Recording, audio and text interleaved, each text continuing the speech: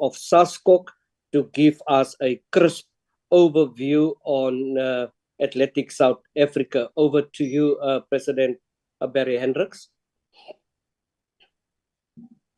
Recording in progress.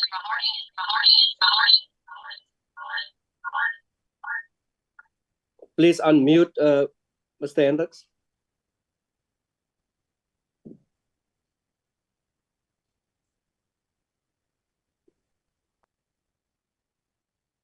Are you able to hear me now, Chair? There we go. Okay, just on the wrong settings.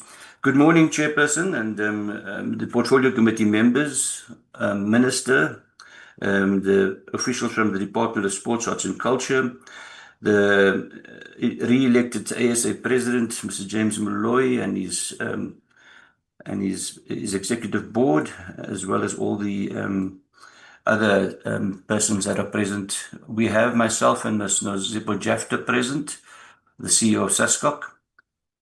Briefly, I concur with you, Chairperson. SASCOC is in a good space and South African sport is in a good space when it comes to delivery of sporting achievements across the globe, in the canoeing field or paddle sport nowadays, in the athletics field, in the cricket field, in the football fields. Things are looking up for the organization. Let's congratulate the athletes and then also wish them well for the World Championships that they'll be attending shortly.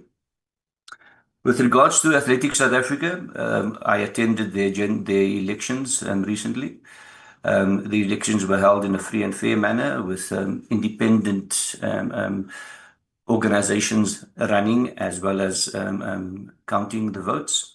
And I congratulate Mr. James Molloy and his executive board for their elections. I wish them well. In my statements after the election to the General Assembly, it was clear that they need to eradicate the negativity around ASA, that they need to build on the positive events and achievements of the athletes.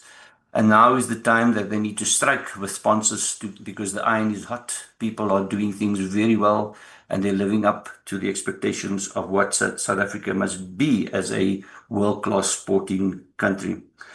And then, of course, Prudence also achieving exceptionally well in her events.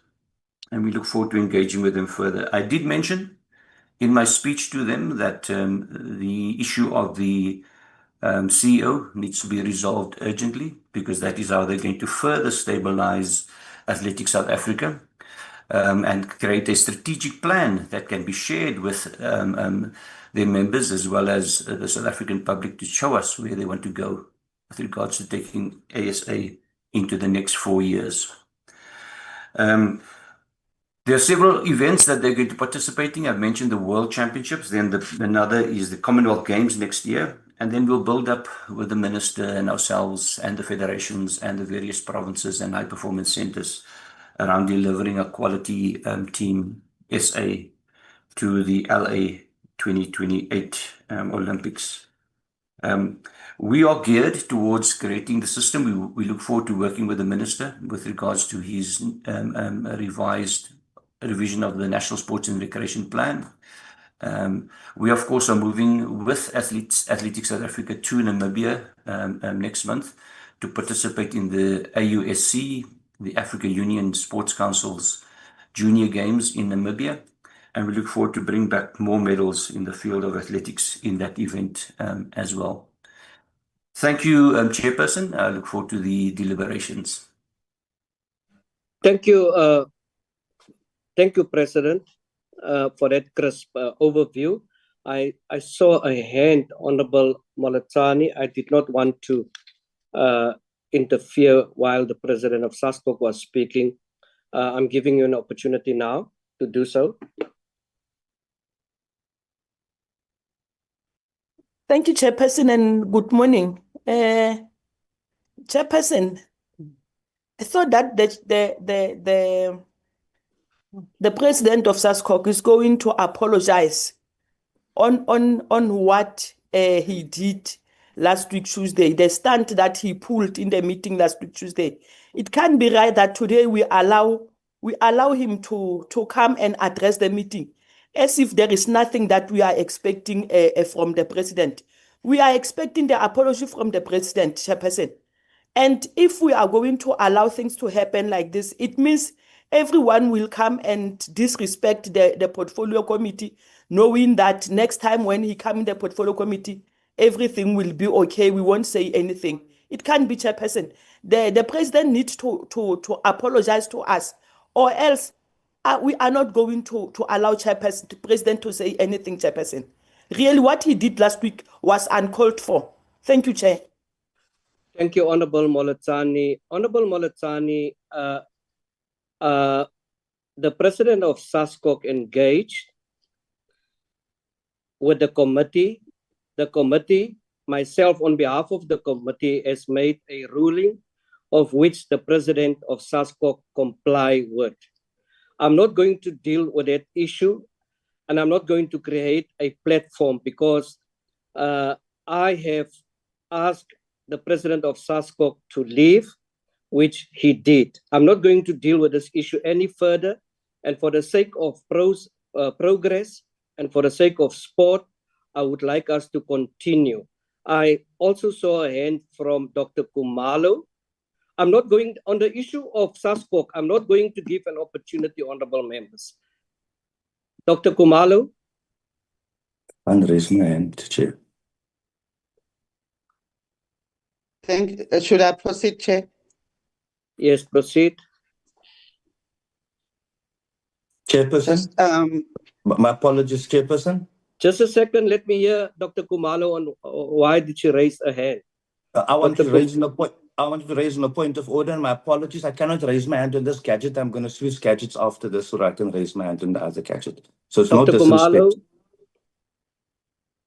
Thank you, Chair. I wanted to apologize on behalf of Minister. You had asked questions that he needed to respond to. Chairperson, he's having a challenge with his connection. He's going to try and reconnect using another device.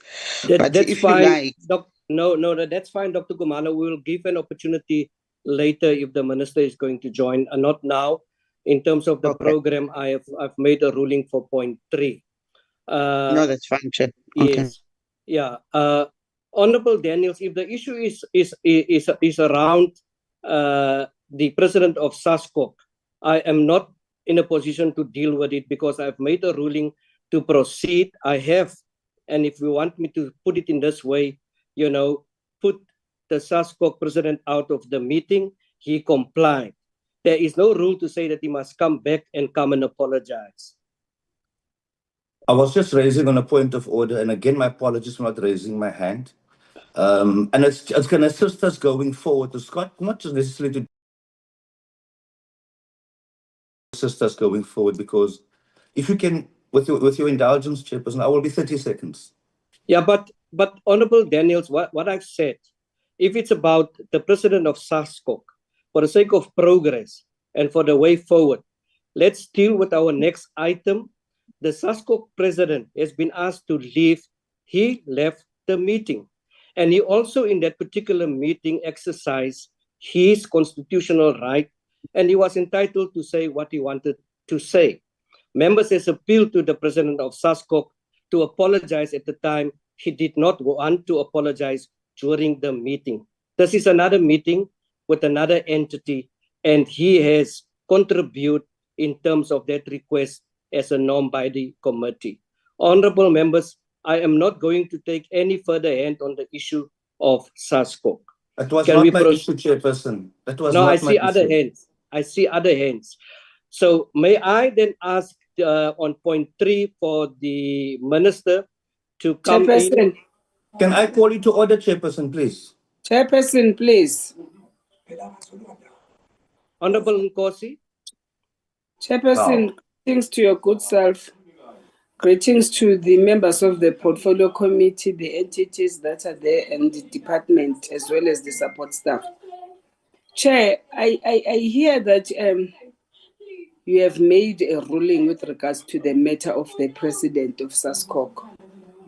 But to me, it's not right, Chair. I think Mletsane is correct. I can understand that you want us not to deliberate on the matter. Yes, indeed. he complied when you said he must leave the meeting because he had no choice. He didn't want to apologize. But Chair, if you are saying that meeting he complied, therefore he cannot come and apologize, I don't think that it's correct, because this thing is going to continue and continue and continue.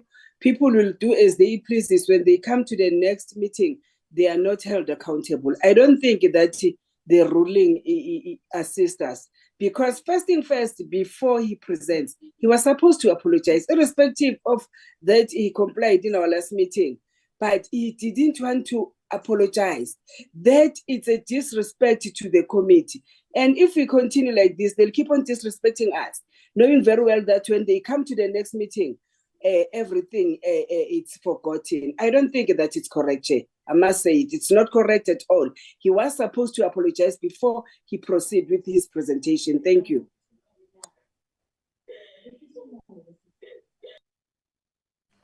Honorable members, the most that I could have done in our previous meeting was to ask the president of SASCOC to apologize.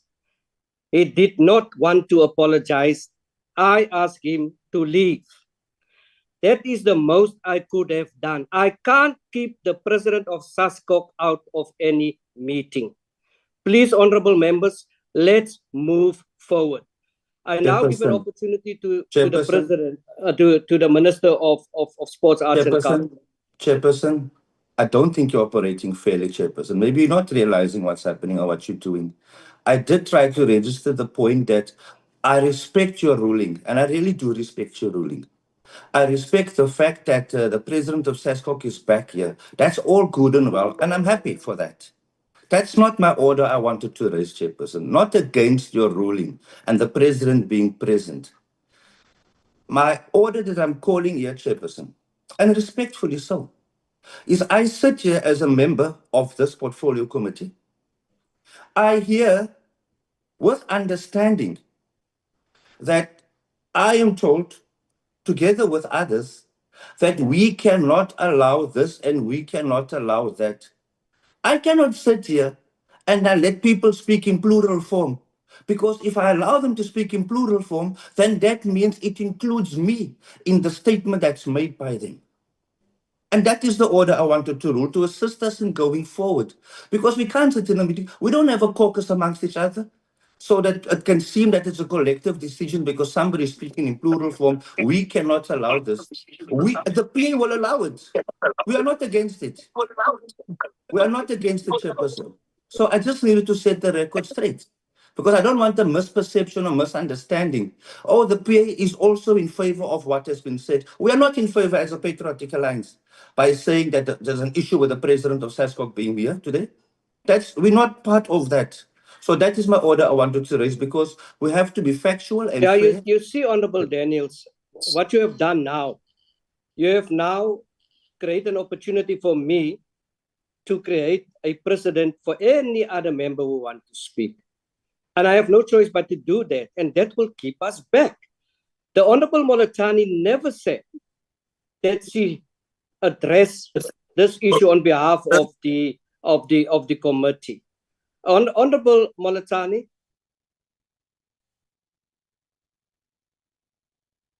Chairperson.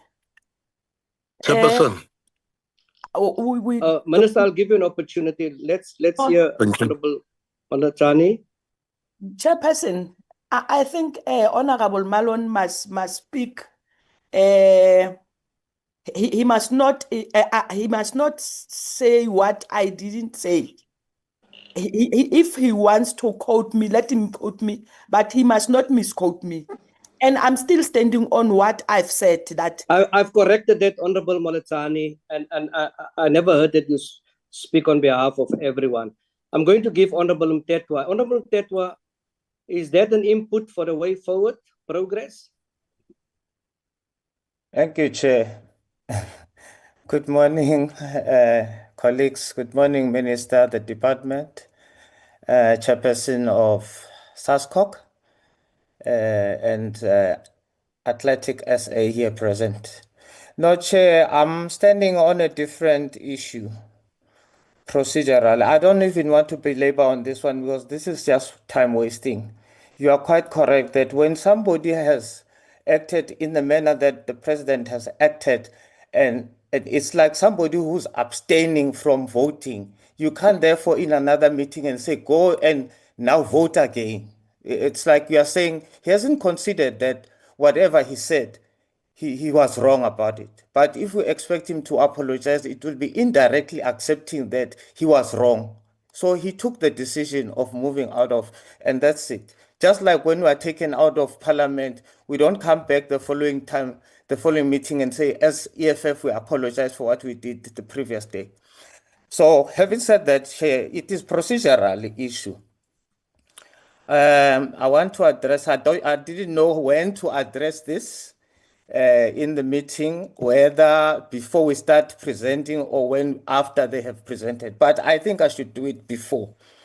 In the continued stride to inculcate the culture of good governance, Chair, and leading by example, I want to openly declare that I received a gift, a donation of 2,000 rands from Mr. Makokodela as a donation to assist EFF Ward 96 as we are going to the march. No matter how little that may be, but I know these things have got a tendency of emerging sometime in the future and misconstrued as I have received money from Mr. Makokodela. He's here. He can confirm that. This was on the 19th of May. And therefore, according to the good governance, corporate governance, I need to declare this upfront before we start the meeting. Yeah, Honorable Mteto, thank you. It's a valuable input. Let me also remind you that there are a process currently underway of declaration of interest. I know, Chairperson, I'm still going to declare that let me just say, Parliament. let me just say, and following that, that's a process on itself. And may I also remind you that in terms of the declaration, you have to declare any gift more than 3,000. So you are safe. I don't think you have anything to worry. We all read the legislation and the act. I'm going to give an opportunity to the minister, but minister, please don't speak on the issue of SASCOC now. Please introduce your new board, elected board, have your opening, and then also request perhaps the president of Athletics South Africa to do so if you are not in a position. The Minister of Sports, Arts and Culture, Mr. Gayton McKenzie, you have the floor. Or rather, should I say, Minister, you have the card. Thank you very much. Yeah, if I go underground. Chair, let me know. I don't want to speak on that issue. I wanted to speak on the issue that you've raised, Chairperson, of states, of what's happening there. And we were to give you the information. What we've subsequently gonna request for future in the committee is also what we've been advised upon. We will send a report today that is redacted, which means certain names will be omitted there, because we are bound to also charge those people who are in the department. And while the lawyers are putting up the charge sheet and giving them reasons of why they should not be put on suspension, it will not be prudent of us for those names to already be in the public domain. But I can assure you today, they are redacting it, and I'm sure before this portfolio committee is over, you would have received that, Chairperson. I just needed to say that, and I will listen. That's all I wanted to say. Thank you so much, Chair.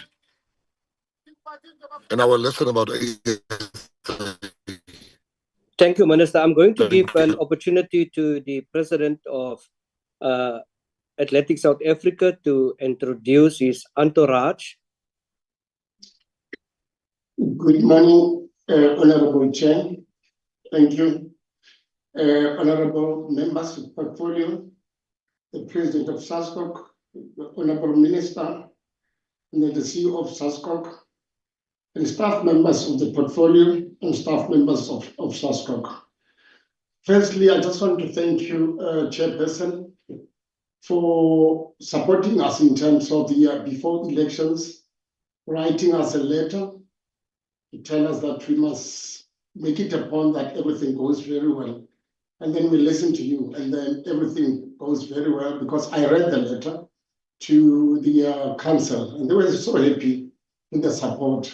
So for that, we just want to thank the portfolio for taking care of us and try to lead us in terms of whatever that you're doing. So thank you for that. I just want to maybe to start with that one first, because yeah, it was so important if maybe we do have the portfolio to guide us, and then we are so impressed. Okay, let me start with the introduction of our members. My name, as a president, my name is Musebenzi James Moloi, President of Athletics South Africa. My vice is Ndate John Matang, and then the chairperson of track and field, Jan Fester. The chairperson of road running is Mr. Enoch Skosana. The chairperson of cross country is James Jacobs. And the chairperson of Athletes Commission, Kesa Mulozani. Additional board members, Esther Malema and Adeline Matrantiwa, Mike Masepe, and Jonita Besta. And then the reps from USASA. We've got, which is the universities, we've got Jasmine Miyangisa, and then the rep from SASA is Ndate Sabata Kumalo. Those are our members from Athletics South Africa, the chairperson. Thank you.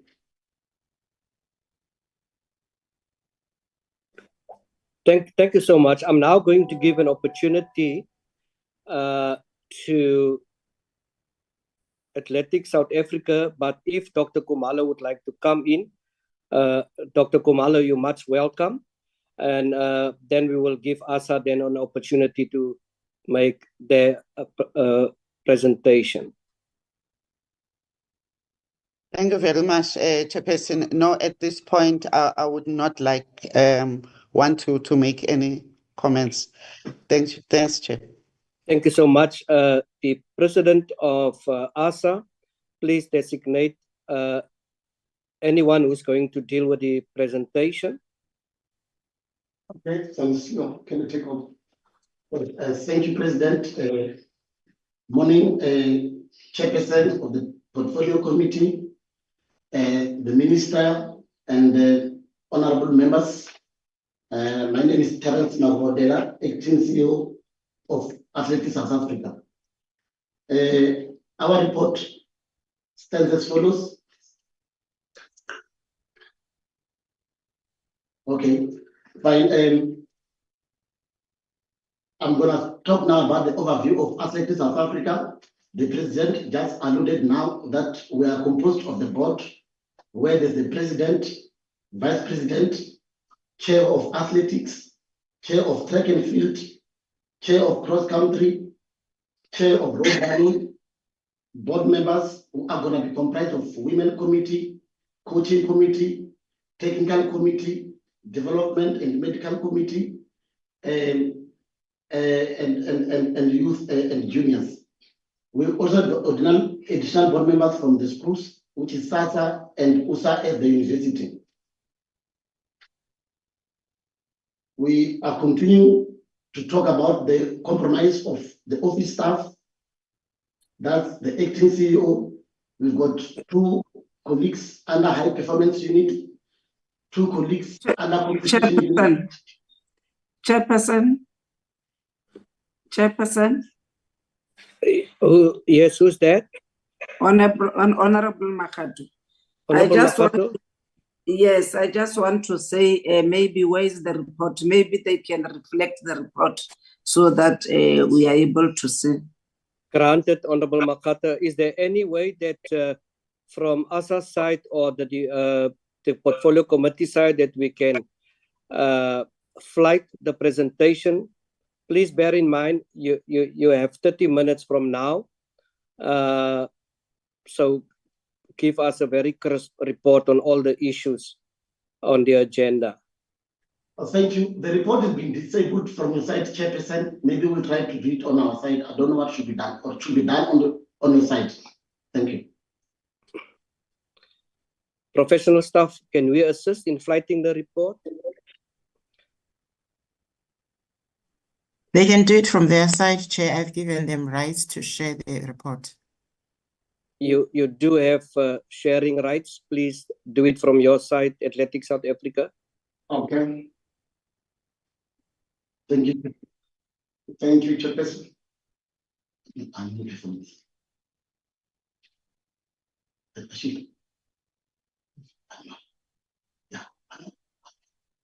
Yeah.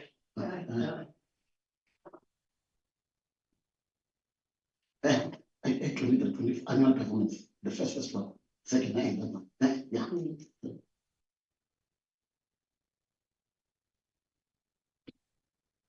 Put you on the slide. Yeah, because can we see? Is it visible, Chairperson, on your side?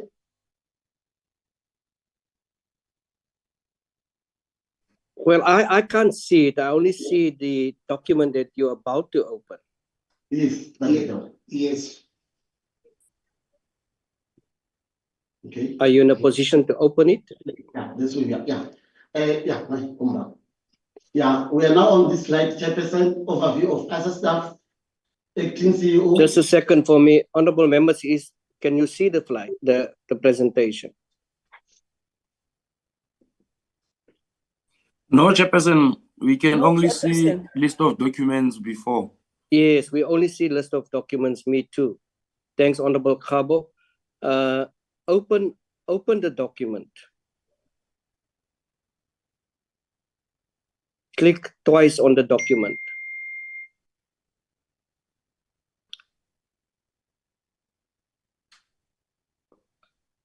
Click on the document itself. Go to the, click twice.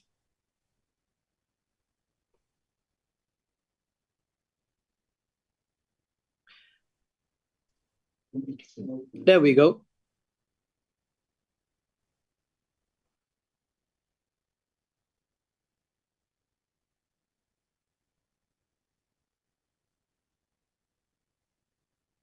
Okay.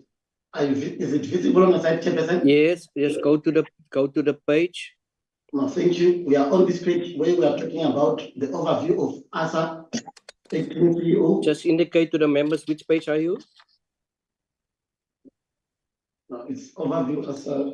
Unfortunately, it's not page. Overview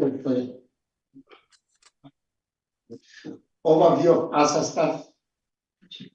Page 4. Page 4.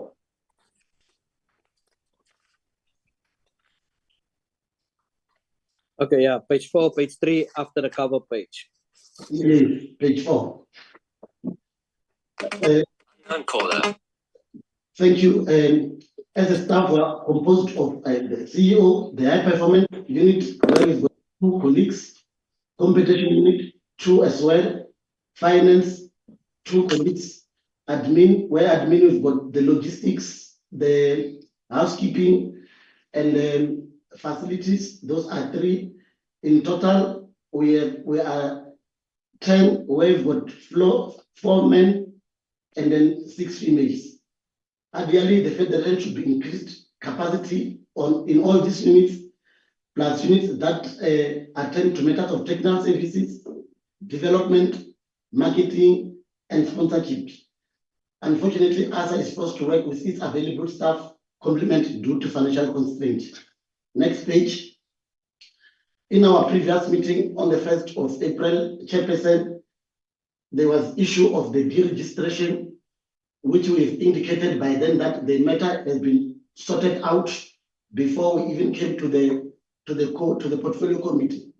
We want to confirm again, Chairperson, that this matter has been fully resolved now with CIPC and with SARS. I want to say thank you to all the members of my office and the SARS component who really come and assist us in these challenges that we face during that particular time. I can indicate now to say that ASA is full compliant with SARS and the CIPC Chairperson. Next page. Next page.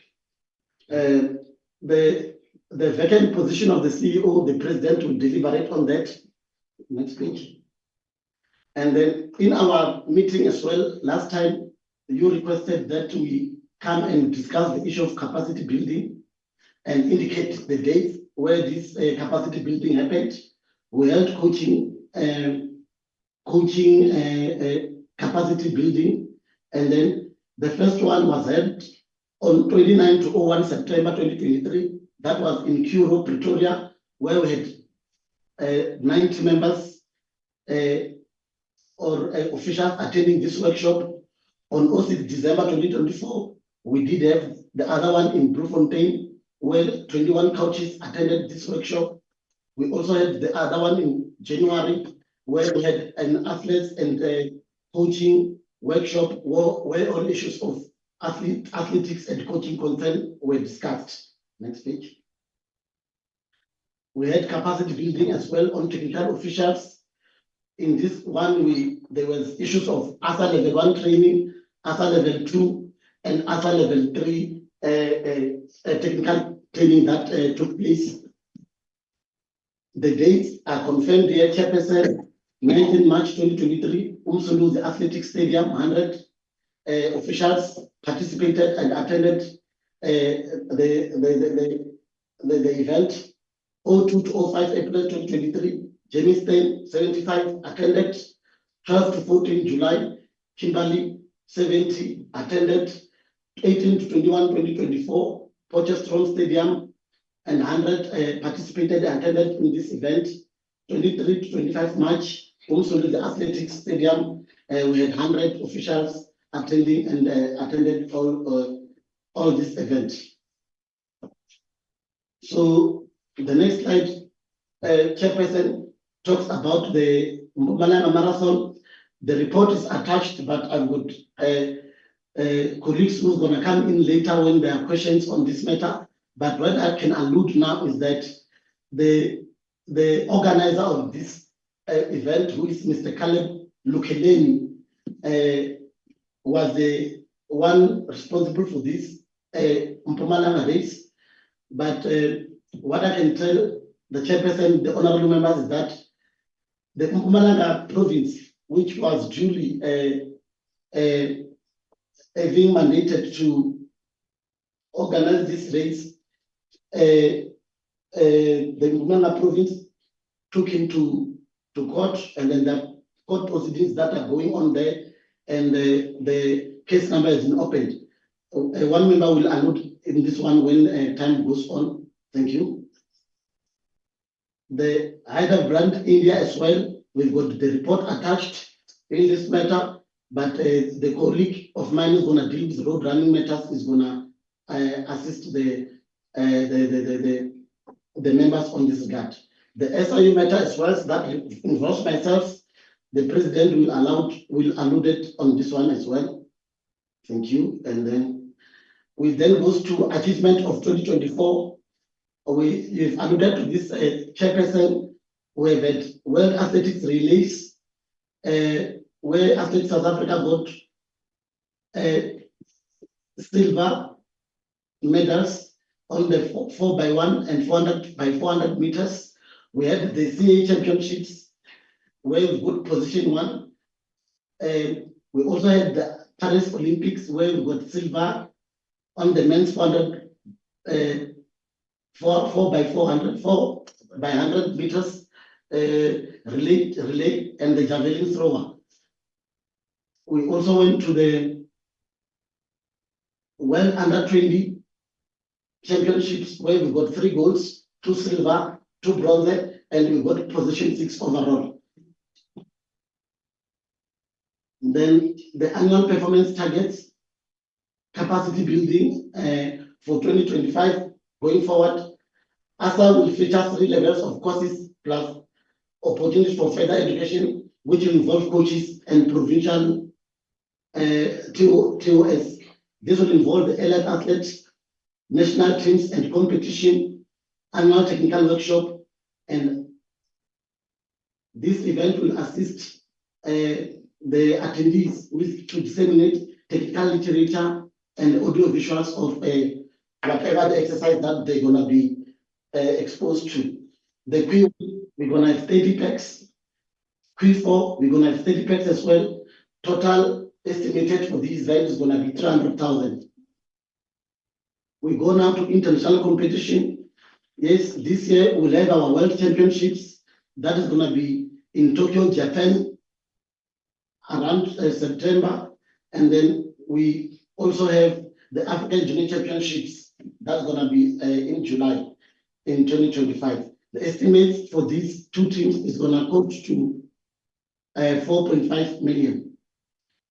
The annual plans for 2025-2026 increase the number of athletes participating in international events, improve the ranking of youth and junior teams internationally, increase women participation for both domestic and international competition. That will also focus on the demographics of the country, improve the capacity at provincial level, creating and maintain positive image of the organization. By this, we are saying that we have to rebrand and put and do the PR of Athletics South Africa. We're also going to focus on fundraising and sponsorships, which is going to be basic revenue generation. The LA 2028 projects 350, we are saying that we're going to be advised further by SASCOC and government with regard to this. But our identified project is to make sure that we've got ASA provincial championships, ASA national championships, World Relay Championships, Diamond Leagues, World Athletics Championships. Part 2 is going to identify athletes with strong relay potential stemming from domestic competition and performance and identify squads for this matter. Then ASA is athlete support through DSEC program that's going to assist. ASA gets SASCOC OPEX program that's also going to assist in this matter.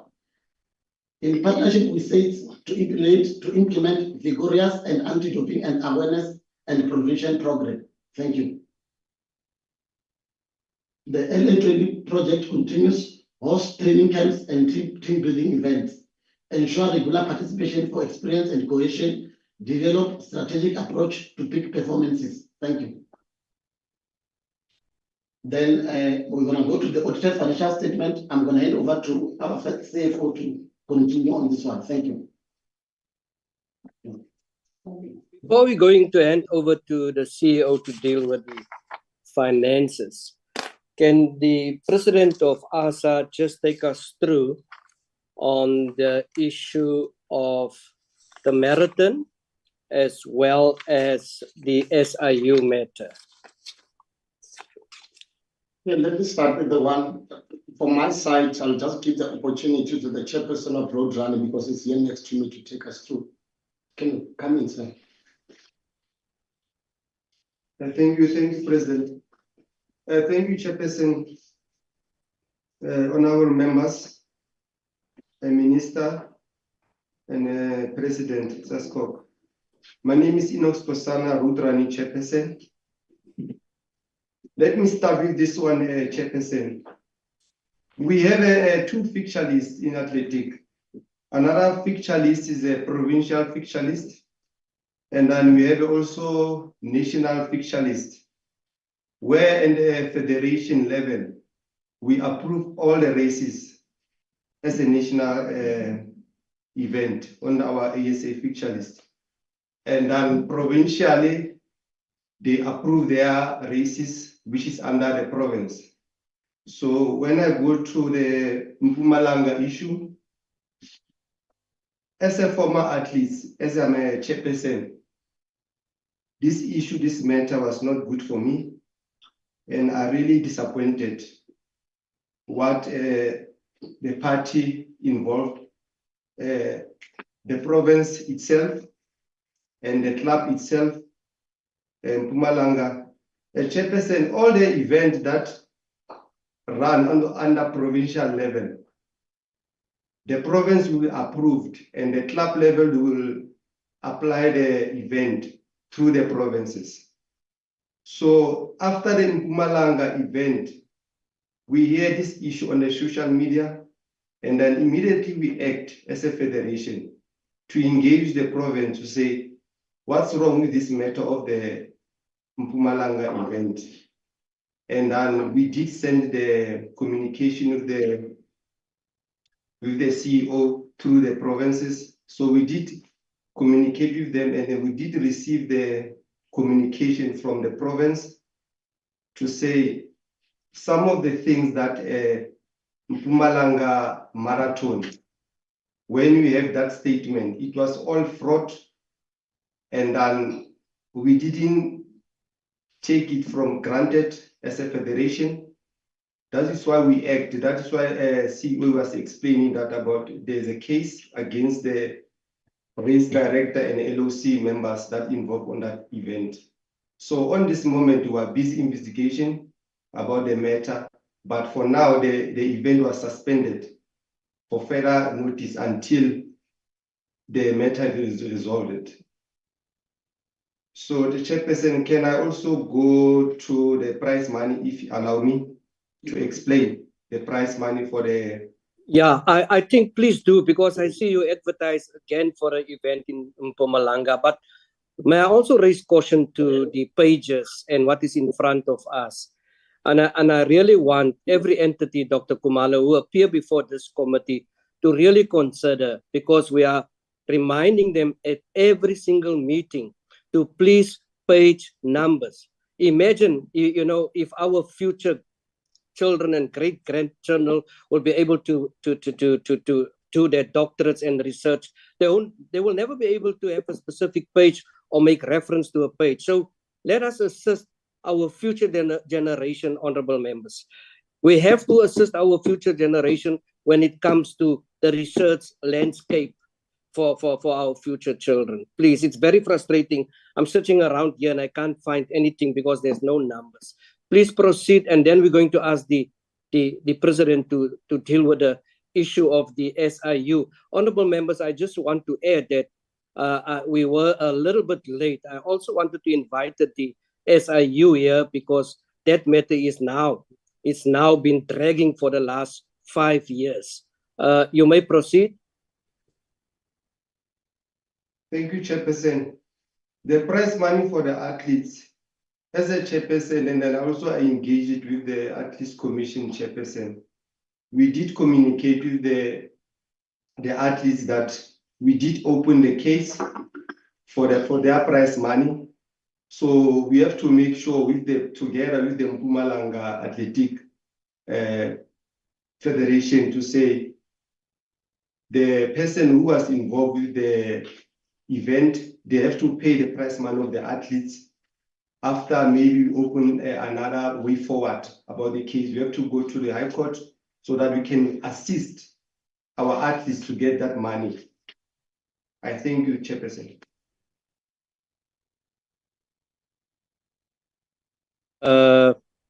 President, the SIU matter.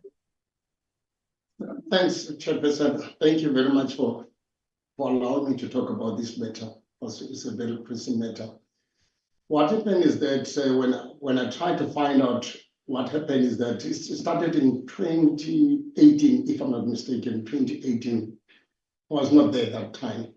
And then I was elected in 2021. And in 2022, the matter came in my attention. And then we read about that matter from Mr. Raymond. I read about the matter from Mr. Raymond. I said to myself, let's try to be proactive. Let's not wait for somebody to come to us and tell us about this matter because it affects one of our members. Never mind it happens where it happens, but at the end of the day, it's our member. So we must attend this matter as soon as possible. I called the agent board meeting. I still remember it was in Northwest to say, I saw this matter on the newspapers. I think it's a high time to deal with this matter. And then on the 20th, I think I still remember it was on the 14th when the matter was reported, 14th of February 2022. And then I summoned the board members. The board members were there, everybody, but the agenda, on top of the agenda was this matter. And then we decided to appoint the CFO to act, the acting CEO for that time. We said, no, let's try to appoint the CFO to take over. And then Mr. Magogotelo can go home. And then we gave him a leave of absence since from the 22nd of February till up to the 4th of April because it was extended. It was still up to the 4th of March 2022, but I extended the leave till up to the 4th of April 2022. So immediately after that, we came back with a letter, and then I had to call another agent board meeting because when he came back, I said, it's better to call another board meeting quickly. So we called an agent board meeting to discuss about this matter. And then he came with a letter, they gave us the letter, and we read the letter because it's coming from the lawyer. I've got the letter in front of me. And then they told us that they are busy with the matter. They are going to tell us, and then Mr. Mavukutela can come to work. And then the board that time agrees to say, let's just give him an opportunity to come back at work, even if maybe we were hesitating. So he came back, and then they told us, the lawyers told us that now immediately after that, they will give us another letter from SIU about this matter, if maybe this matter can be finalized. We received a letter in April 2024, I still remember, in the 15th of April 2024, about this matter that coming from SIU that is been settled. So in other words, Mr. Mavukutela already paid the money. We said, no, it's fine if Mr. Mavukutela has paid the money, but what is going to happen is that we must just take the matter to the council. And then the council said, I think the council said last time, and then the council decided to say the matter must go to the new board to deliberate on this matter. So now the new board is going to sit, I think maybe within 2 weeks, because we are waiting for Bosporat next week. And then after that, it will come back again to the new board, because the new board, they don't have the information about this matter. So till up to so far, the matter is there, and then we're still going to come back again. But up to so far is where I can take you. But the matter is going to be deliberated again with the new board, because I have to take them through because they don't know what happened. So that's that from my side, Chair.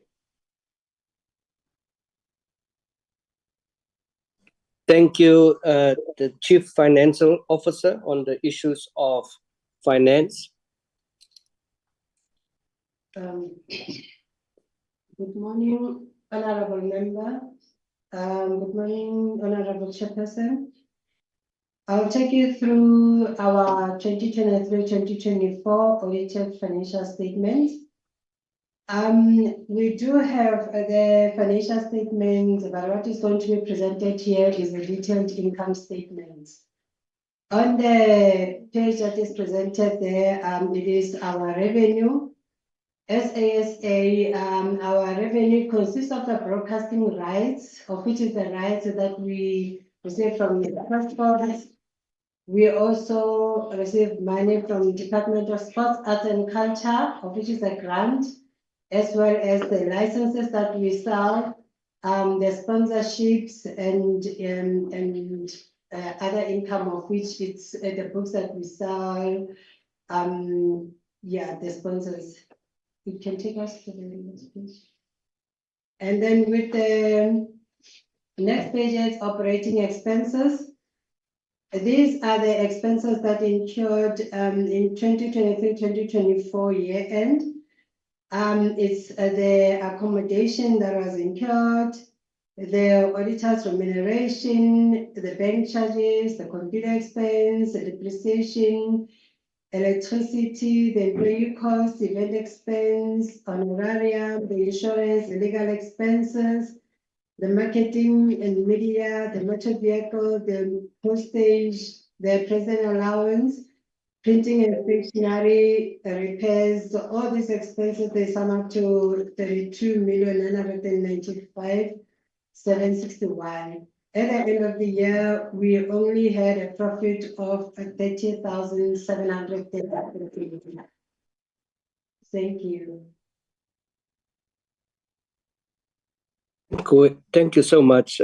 We are done. We have dealt with every single item. The issue on the elective conference, should we say that has been dealt with?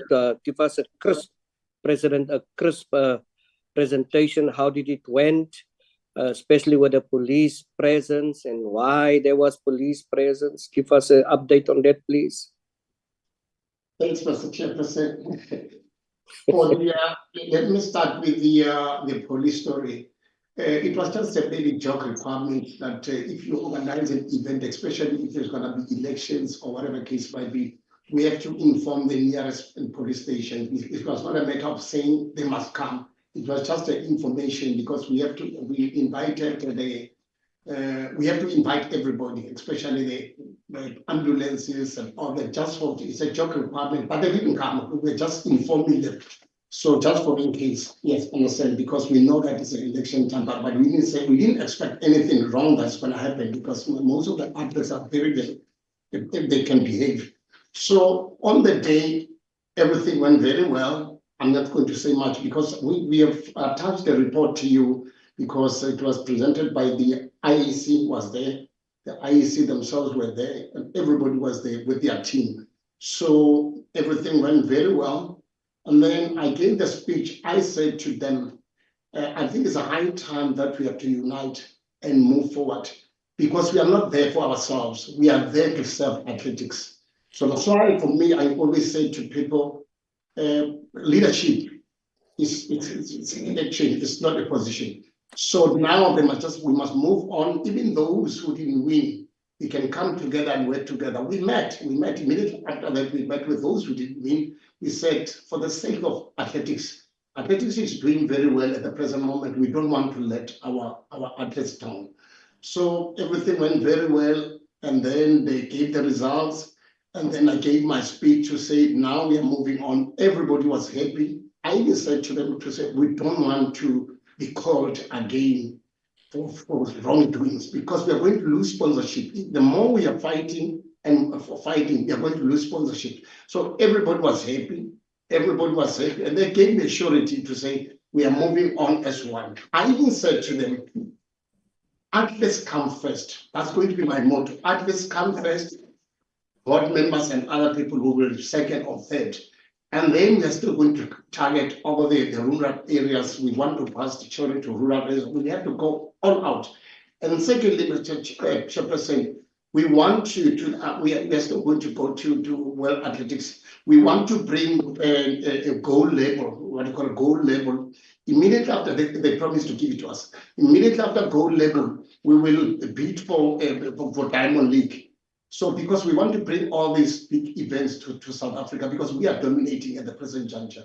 And I'm giving a surety that going to the World Championship, we are going to do very well. That one I'm giving you that surety because our development program is very, very strong because we are now targeting the rural areas, areas like Piane and all those areas.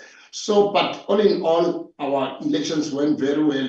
And we promise that we are going to do very well and we will account time and again. And we are so proud and we are so happy for you to call us and to guide us in terms of whatever that we are supposed to. And we promise that we are going to do exactly the same.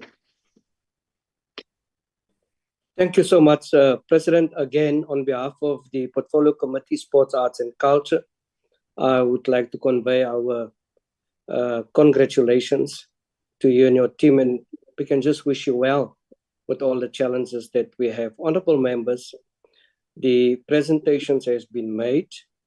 I am now going to invite members to raise their hands, and in that order, I will give members opportunities to ask questions. And if you can't raise your hands on your gadget, feel free to speak through the mic or switch on your video so that I can see. I'm having for this moment the Honorable Molatsani followed by the Honorable Mkunu in that order. Honorable Molatsani. Thank you very much, Chair. Let me again pass my greet everyone in the meeting, yourself, the Minister, Minister Gayton McKenzie, honorable members, professional staff, the DSEC, as well as the new board of Athletics South Africa. And let me also congratulate the board for their election to be the new board. And I would like to wish them well on this journey of seeing that our athletes In fact, South Africa, it's becoming one of the countries that is having athletes that are performing well in all the divisions. Chairperson, I'm not sure how. I know you will always give us minutes for the meeting, for the questions. So I'm not sure how many minutes are you going to allow me, because I have a couple of questions that I want to raise. And some of those questions are going to need time for me to raise them. So I don't want to be on the wrong side. Chairperson, if you can just tell me how many minutes are you allowing me? Honorable Molatsani, there's only two hands so far. I'll give you 10 minutes, but I also want to request members. We understand that also there is a little bit of explanation to get to your question, but be mindful of your time. I'll give you 10 minutes. And then also, if you don't have an opportunity, I'm so happy I said there's only two, and now the hands is coming. Chairperson. Who's that, Honorable? Who's that, Honorable? Honorable Makhato. I'm Honorable trying Makhato? to raise my hand, but it doesn't exist. No, so, great. I'm having you. Okay, thank you. Thank you so much for that. Yeah, be mindful of the time. And Honorable Molatsani and every member, as we have agreed, we're still going to have our session, a one-day session all together to discuss the way forward on the question and interrogation. But you are happy to ask a question and wait for a response, or you are happy to ask all your questions, but use that 10 minutes and use it to your advantage. Honorable Molatsani, you may proceed. Thank you very much, Chairperson.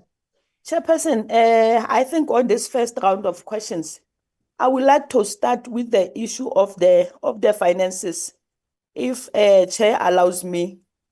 Unfortunately, I'm a BBT chairperson. You'll understand I was born before technology. So I wanted to share.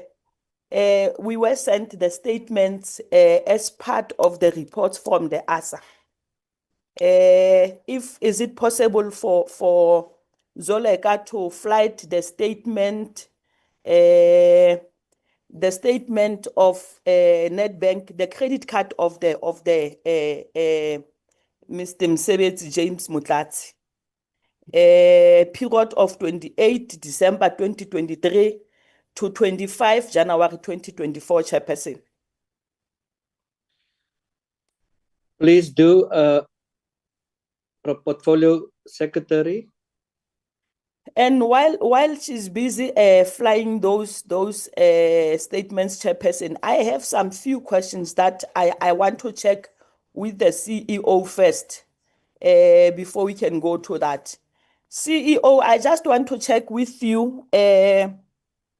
Are you closing the offices in December for December holidays? And if yes, when are you closing your offices? The dates and the date of closing as well as the date of the opening of offices.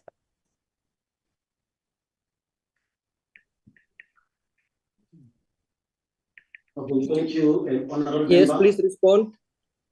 It's an easy one. When are you closing on December? We closed on the 12th, 2024. We closed on the, what was it? December 15, and then we opened around the 6th of January, 2025. Thank you very much. Chairperson, I want us to go through those statements if Auzoleka has just flighted them.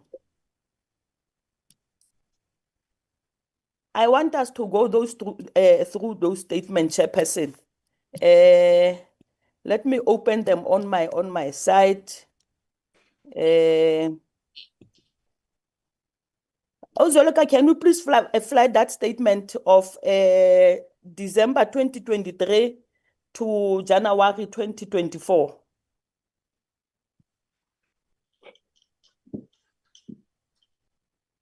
I'm trying to get them, Ms. Molatsani. Is it December 2023? 2023, yes.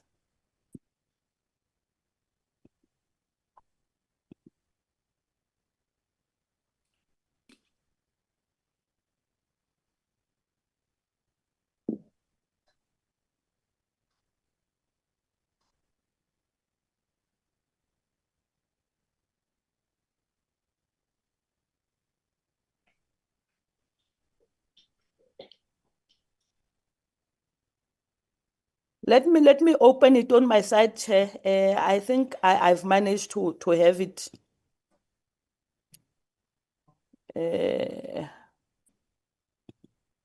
Open.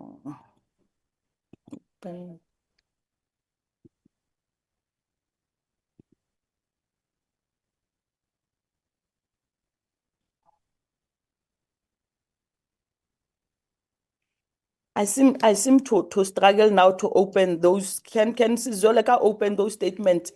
I want to say something regarding those statements, Chairperson, because there are some transactions that really we need explanation on those transactions. As we've just know that the closing date is December, it's after the 15th, and then the opening is in January after the 17th. There are some statements, CEO, on the credit card. Let me just check. How many credit cards do you have as the entity? CFO. Okay. As an entity, we've got, we used to have 3 credit cards, let me put it that way. But then the other one was for the office. The other one, it was for Mr. Moloi. The other one is not actually a credit card, it's for the petrol card. So now, the one that was for Mr. Moloi, it was up until, I think, April in 2024. Then we canceled it, and then we remain with the other 2. Zoleka, can you please flag the statements for me so that I can be able to interrogate those statements?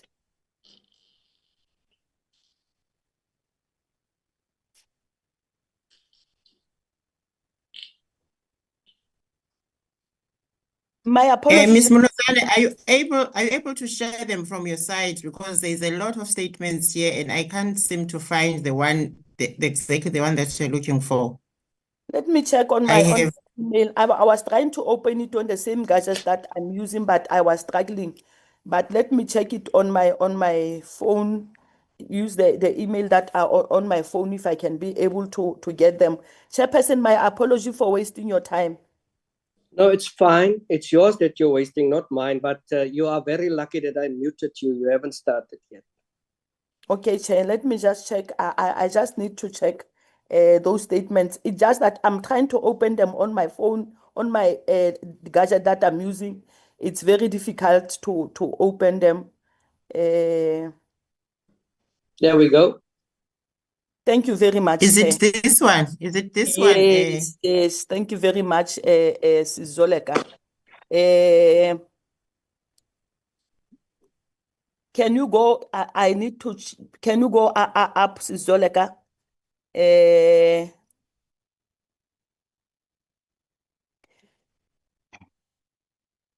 I think I need the one of the December 2023. It's going to end somewhere in January 2024.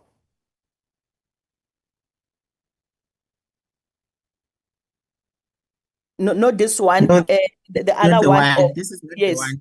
the other one of 2023 December. This one is a period of 26 March 2024.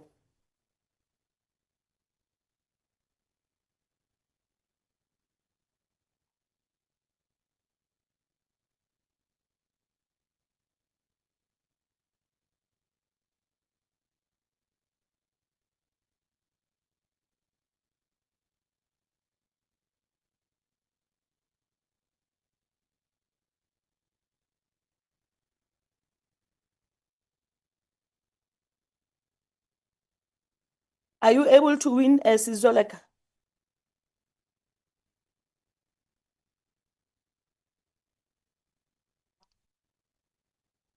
Not yet. I'm still trying to get to that one. Okay, Sizoleka.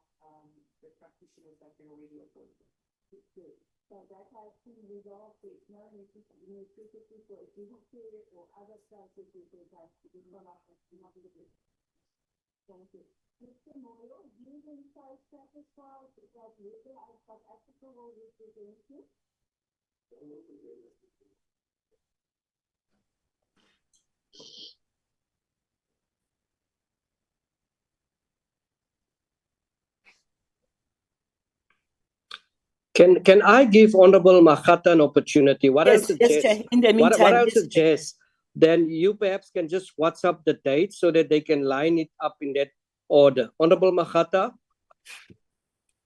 Thank you very much, Chairperson. Greetings to the Minister, the President and the group, and also our honorable members. I've got some questions to ask. I just want to check what specific athlete development pathways are planned for LA 2028 preparations. We have seen too much of the preparations there. Maybe if they can highlight to us what are they planned in the preparations. And again, how will ASA address the criteria infrastructure deficits across the country? So maybe I can see even the infrastructure, we are still having some problems. If they can also highlight this one. And then I just want to give the recommendation also, just to create comprehensive risk register covering operational, financial, and reputational risk. Another concern is the Mpumalanga crisis. They said when 1.5 million in crisis money remain unpaid, it shows poor risk management and due to diligence failure. My question is that when will you pay this money to the 1,800 athletics? I think this is the end of my questions. Thank you very much, Chairperson. Thank you. The President of ASA. Yeah, I'll ask to see if I can come in. Thank you, honorable members. I'll first answer the one for the due diligence. Yes, we are planning to have a due diligence in all our races that are going to be under our own auspices, whether they're on the provincial level or on the national level. What I can say now is that as the new board has come in, there's a plan to have a holistic strategic plan from the national level down there to the provincial level, where all the check and balances from the what checklist to say that for a race to happen, these are the things that must happen.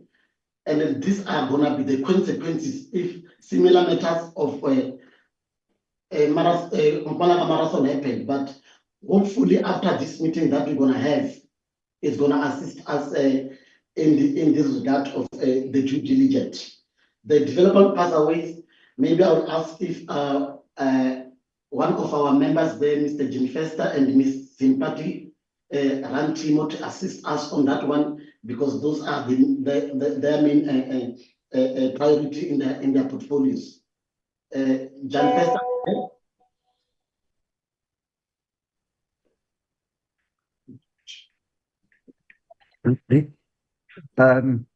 From track and field side, or athletics as we call it, that I'm responsible for, we rely very much on our school systems. Our SASA chairperson is also on the meeting, and we actually have a very healthy school competition system going through the country in even the smallest places.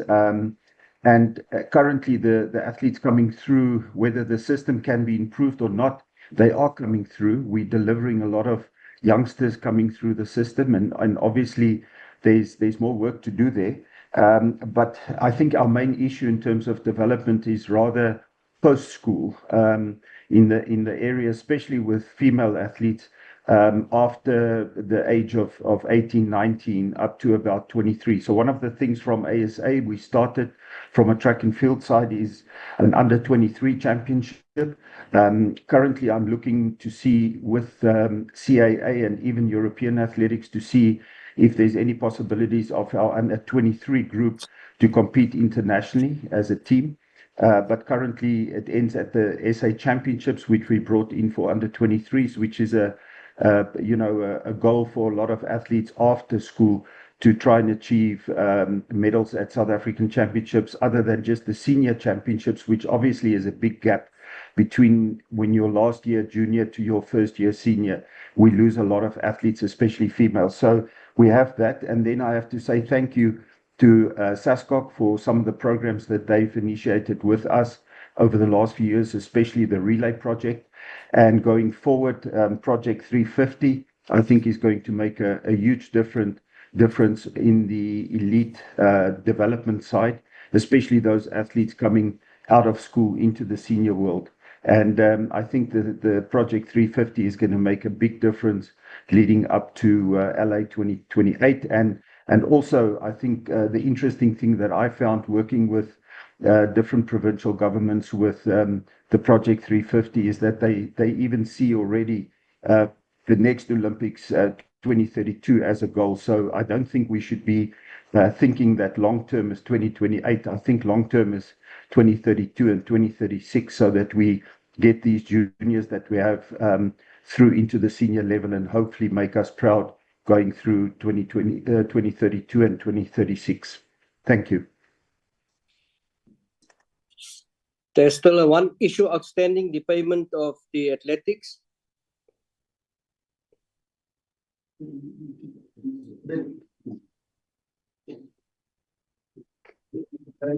Chairperson, thank you once more.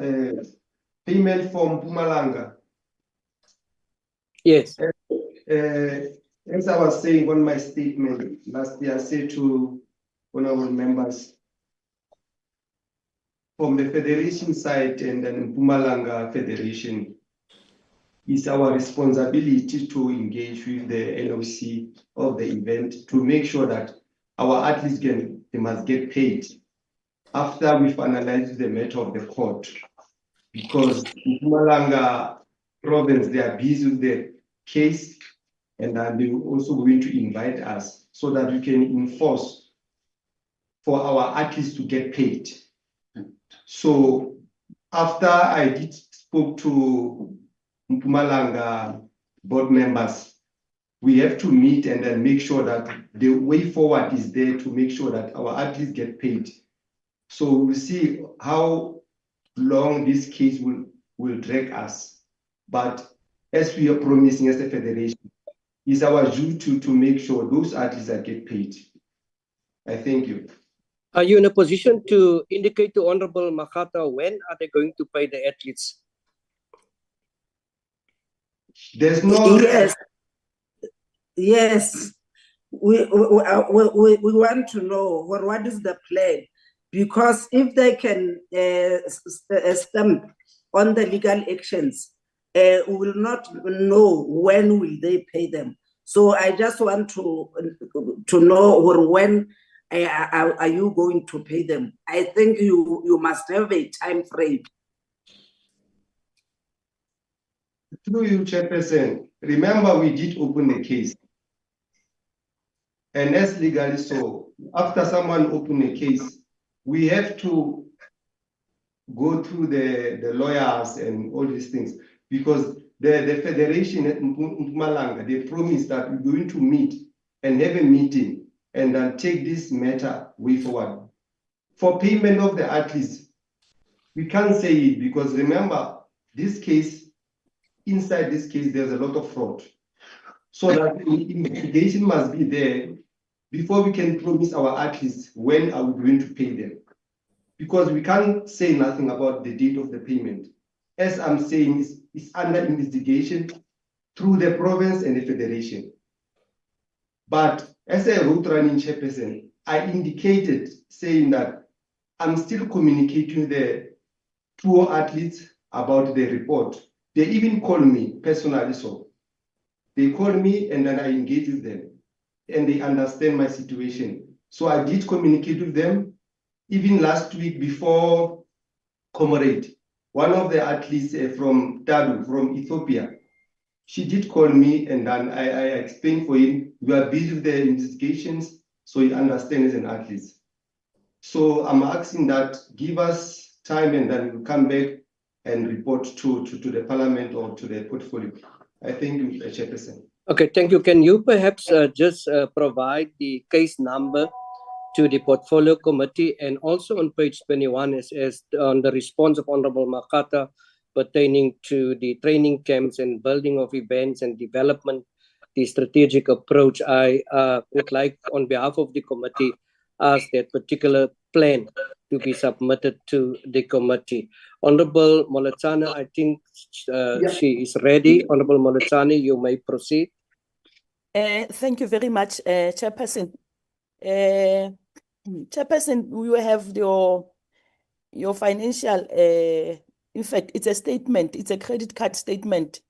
That credit card, I think it's the one that has been used by the president of ASA with the account number of 5898461107239236. The period statement is the 28th of June 2023 to 25 January 2025. That is why I was asking the CEO that during December period, when are they closing the offices and when are they opening the offices? You go to page number 2 of the very same statement, Chair. I'm not sure if members are already having that page number 2 of that statement. Here, Chair, I just want to show that there are some transactions that are happening in ASA, which raises the eyebrows and which need to be looked upon and get a detailed explanation from the ASA board, from the president as well as the CEO. Because remember, the money that they are using, it's the money that they have been allocated by the DSEC, and it's supposed to be used towards athletics and so forth. Chair, if you check on the 31st of December, the offices are closed. The offices are closed on the 15th of December, but the first one is on the 29th of December, and then when you check the second, 31st of December, Ellis Park Bottle Store, 128 Bottle Store, Chairperson. The offices are closed, and you go again on the 31st of December. It's engine, I think it's a petrol. The offices are closed, Chairperson. And then on the 31st, you have almost, in fact, you have 1, 2, 3, 4, 5, 6, 7 transactions on the 31st, Chairperson. And then you check 1, 2, 3, 4 transactions are happening at Vodacom, Makoya, Shandis 36, LESIK. And after checking this Shandis Chairperson is one of the clubs or one of the Chisanyama, whatever, in East Rand, Chairperson. The offices are closed according to the statement that, in fact, according to the answer that we got from the CEO. So I'm not sure if the offices are closed, what is the business that is happening in Makoya, Shandis. You can check it, Chairperson. 31st, again, Chairperson, you have still water bottle, I don't know. You have Engine Express. You have, in fact, Cellular Express, where the amount of 969 has been spent. And then on the 1st of January, Chairperson, The offices are still closed. On the 1st of January 2024, you have Vodacom, Ekonene Bulk, 23 Muachi 198. Ekonene Muachi Bulk, it's in East Rand, in Vosloorus to be the exact. It's something like a Chisanyama, a tavern, some sort. Chairperson, we have two it's 198 and 240. On the very same day of the 1st of January, you have Pick and Pay Express for Vosloorus, 200 Rand, Chairperson. And let me check. The other thing, on the 3rd of January, you have another transaction. On the 3rd, it's 2 transactions. The offices are still closed, Chairperson.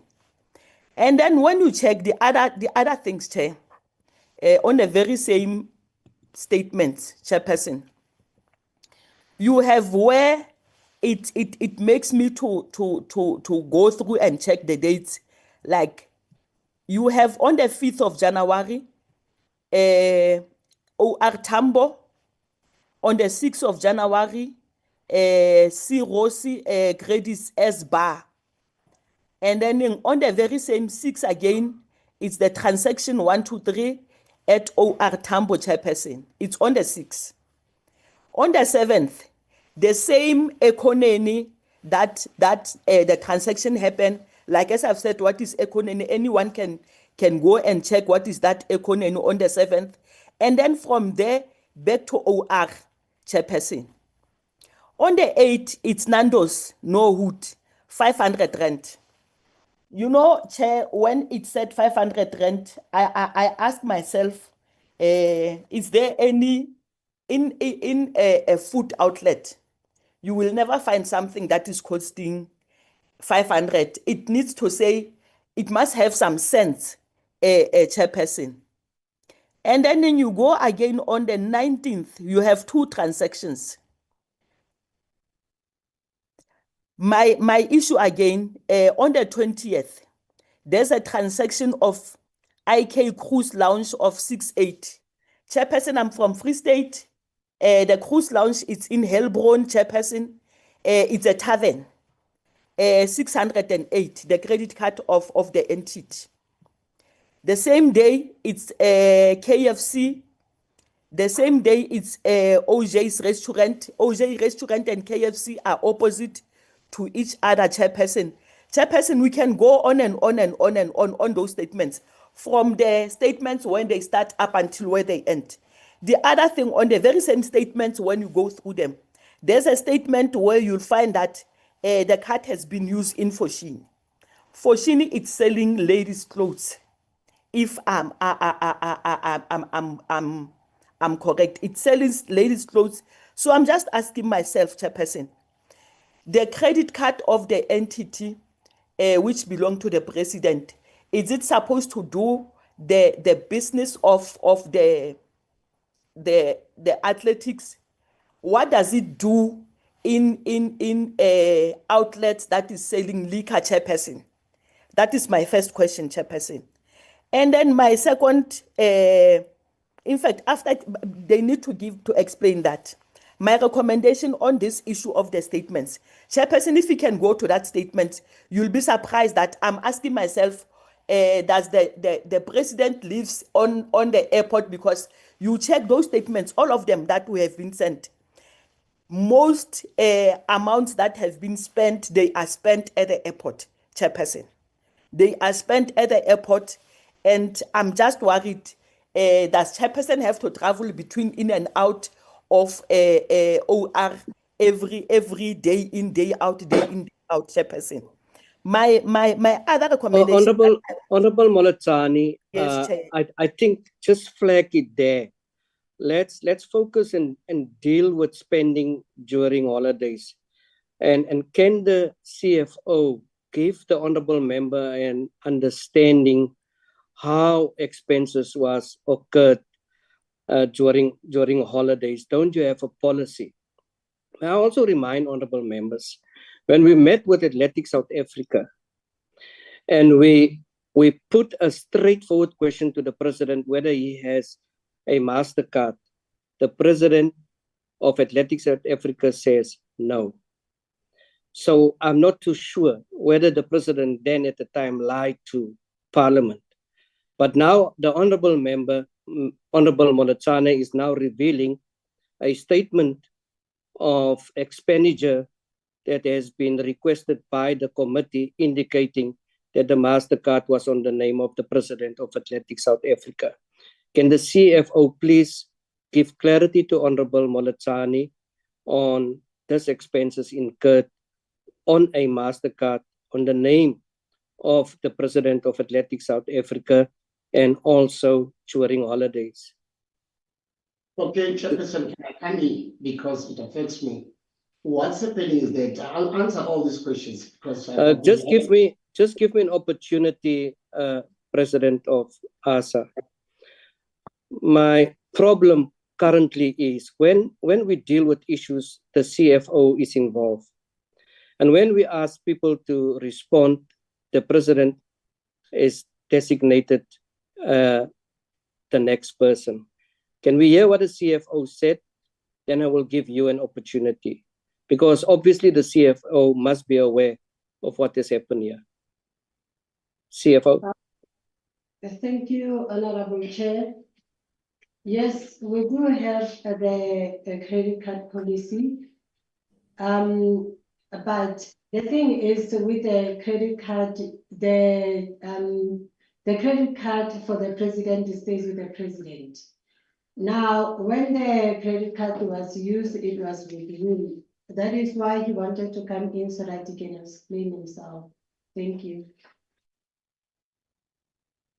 The question to you was, is there a policy and how is it that this happened in the holidays?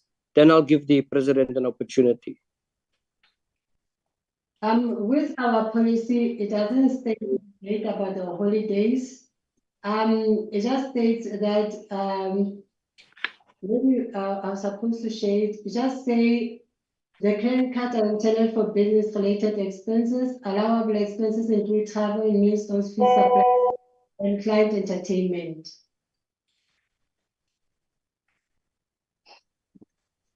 So can the president please come in, Mr. Honorable Chair? Yes, please, and perhaps also indicate to Honorable Molatane as to whether they will instill a policy. Okay, thanks very much, Chair. Like I said, the credit card, I asked the credit card to be stopped myself. I think it was April, because at that time I went to the Parliament, I didn't have a credit card. The credit card is stopped. I'm the one who gave the permission to say I'm going to stop the credit card. But can I come in as the president of Athletics South Africa? Okay, let me just explain something. I normally meet with different people, especially with the different people, especially business people, the people that have promised me to make business with us or some other things. So I'm staying in Israel, let me put it like that. I'm staying in Israel, I'm staying in Fosloras. I just want to put it straight to you. So normally, as other people, they will tell you that other clients or members, especially business people, can we meet in such and such an area because I'm there now. Because we don't want us to meet, because there's no lot of restaurant there. I still remember I met one in Makoya, one guy from the business person in Makoya, and then we said, but normally when you invite a person, you have to maybe pay for that particular person for whatever that he needs. And then coming back to the airport, I normally go to airport and meet people at the airport. People will tell you that I'll arrive in such and such a time, please can you meet me at the airport? Because I didn't have entertainment allowance, so that credit card I was using just for those people that I normally meet, and those people who promise us to do something for us and all that, or waiting for other things. And then coming back to the Nando's, we do have athletes that will say they are going for cross country or for something else. I still remember I was there with the committee. I said, let's buy for these children, especially these athletes, because they are hungry. The Nando's, it was a cross country, if I still remember very well. But normally, I go to all in weekends. I work in weekends, especially during the weekend. I'm trying to see the days of weekends most of the time because I'm not in the office. When I say the office is the one that will work from January to March. Myself, from my side, I meet with people every day. So normally, even weekends and all that. President, that's fine. I want to give Honorable Molatani a second bite. Can you respond to her who you're meeting at the liquor store? No. Can I explain to you? Like I said, you meet with clients, and that particular clients will tell you that, can we meet and can you buy me something because we're going to sit somewhere? And then I had to do that. I had to maybe buy for them in the liquor store. So it's not a matter of saying I was buying for myself or whatever case might be. In most Thanks, Press. That's enough. Honorable Molatani. Thank you, Chairperson. I think, Chairperson, the explanation that the President has just gave us, it doesn't hold water, Chairperson, because if this is only one statement that I've just opened. I wanted us to go through. If you can check on other statements, Chairperson, you cannot meet someone in a what bottle store. You cannot, Chairperson. You know, with something like a restaurant, it's understandable. You cannot go and meet a Matsulo Molozani in a bottle store, Chairperson, and say that it was a business meeting. I think, Chair, on this, let me just continue, Chairperson. I want to have this recommendation, and they must be noted, Chairperson. I want to recommend that DSEC and between DSEC and SASCOC, I don't know who's supposed to do that. They must conduct a forensic investigation on the usage of credit card of ASA president, the one that and the one that has been used by the staff from 2021 to date, Chairperson. And the timeline for that, within 3 months, we need to have a report as the portfolio committee. So between the DSEC and SASCOC, I don't know which one will take care of those forensic report that will be conducted on the credit cards that ASA is having, the one that has been used by the president and the one that is being used by the staff. And also, they must, in fact, that forensic report, it must be an overall finances of the finances of ASA, Chairperson. Timeline, I will request that 3 months, they must bring us the report regarding that investigation. Number 2, Chairperson, I just want to check again with the CEO.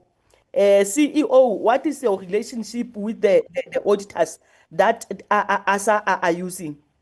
I think I will continue after getting the answer from the CEO. The relationship that the CEO is having with the ASA auditors, what is the relationship with the CEO?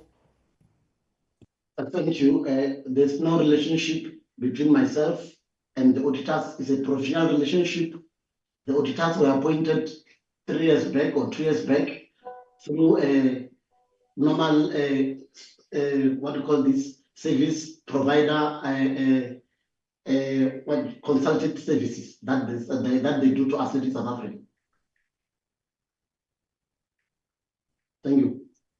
Chairperson, can come in. Yes, Press. Yes, yeah, like I explained, I'll explain myself. Normally, when you go to the bottle store, somebody will tell you. President we are not going back to that. We do have an understanding. We have a explanation and we have a recommendation. Let us deal with the second question to the CFO on the relationship. Honorable Molatana, please proceed with a follow-up. Chairperson, I think, but with this one, I will still come back again, maybe after some time, because there are rumors that the CEO and the auditors of ASA are closed a lie, Chair. And I think also the department must investigate that audit company. Let the department investigate that audit company, Chairperson. Something is going to pop up when they investigate. The other thing, as CEO, I just want to check CEO. I think around the term of the president was going to end on May, and you bought a president the new phone, which approximately cost something like 27,000 right before the end of the term. I just want to check, CEO, what was the reason for buying that cell phone? Because the term was just going to lapse in 2 months' time. What was the reason for you to buy that cell phone? Thank you, Honourable Member. I believe that the President should have an instrument of communication. And then if the President will come and say, there's a problem where I've lost my phone, this is the case number, I've opened a case number, and then we do have insurance to replace the phone, then all those due processes should follow. I'm saying this now so that we bought the phone, not that because the phone was that his term is coming to an end. The phone still belongs to us in South Africa. If the President was not going to be voted in, he was going to come to us and say, take your assets, I pack my bags and leave. That is how it works in all our organizations. Chairperson, through you, can the CEO just explain the reason why did he buy the phone? Why did he buy the phone 2 months before? He bought the phone he mustn't go around saying that if the phone was lost and so forth. Why did he buy the phone 2 months before the term of the office was going to lapse? The President lost his phone. He came with a police. Thank you, CEO. When the President lost the phone, Chairperson, can I just conclude? Yes, That's what the answer that I was expecting. Do they have the insurance? In fact, when they buy the cell phone at first, did they insure that cell phone? Did they claim from the insurance rather than buying the new cell phone for the President? That's where I was going, Chairperson. No, thank you, Honourable Member. All our assets are insured through our house contents policy. And then normally, if an instrument is lost and there's an affidavit and all those, we submit to the insurance, who will then refund us, and then for the instrument that has been lost. That's how we follow the procedures. But why did you the 27,000 cell phone, whereas the cell phone was insured and the insurance was going to pay for that phone, CEO? I think I'll have to come back with. I will have to come back with that one and then see what. Okay, Honorable Molatani, CFO. Just a second. I think we're gonna come back. I want to give other members an opportunity, but Can I just put my last question, Chair, then I will come back later. Okay. Yes. My last question, Chair, to the CEO, even this one of the cell phone chairperson, it's not holding water. CEO, I just want to check how much does ASA pay Dev Maharaj as the organizational lawyer? And on top of that, can you share with us all the litigation cases that ASA have and how far are they? Thank you, Chairperson. Thank you. CEO or CFO, are you in a position to respond? Yes, we will supply with the information as required, Chairperson. Thank you. Yeah, will the portfolio secretaries take note of that questions? And I just want to also raise an issue on what Honorable Molatani has said, and that is the issue of the phone. previous, we could not pick it up, and we would like also to for the CFO to show us where does that phone expenditure reflect on the statements, and also if the phone, as you said, been insured, and the argument by the honorable member, why didn't the insurance didn't pay? Please, we need a response on that. And I want to add to Honorable Moletsane as to whether the board has approved such a decision before the election. Honorable members, let's proceed. We'll come back if we have time on that. Honorable Mkunu, you have 10 minutes.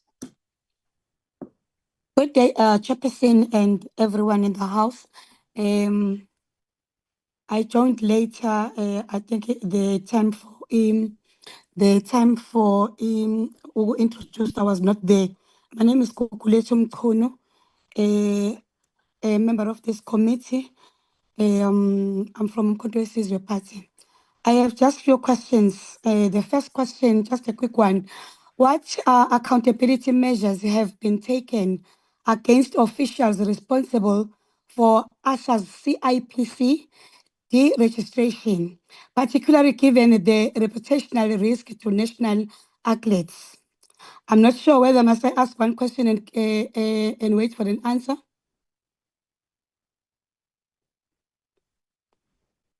Honorable Chair? Yes, they can respond. Okay.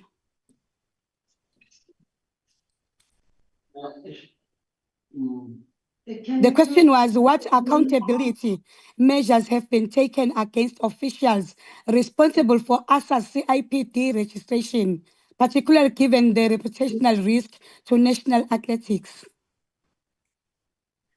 Yeah, the board met, and then because the CEO have explained for what happened, and then because the matter was being resolved as soon as possible, and then the only thing that the board said that it mustn't happen again, this matter. So it's how maybe the board closed it to say that next time things like that, they mustn't happen again.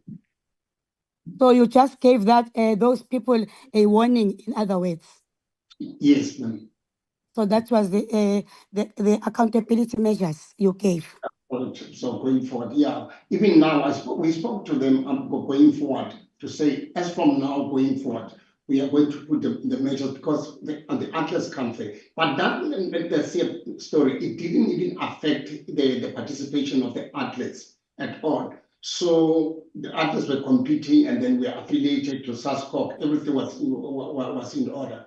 That's why even from my side, I even said to can I finish, Mr. Chair? Mr. Chair? Proceed.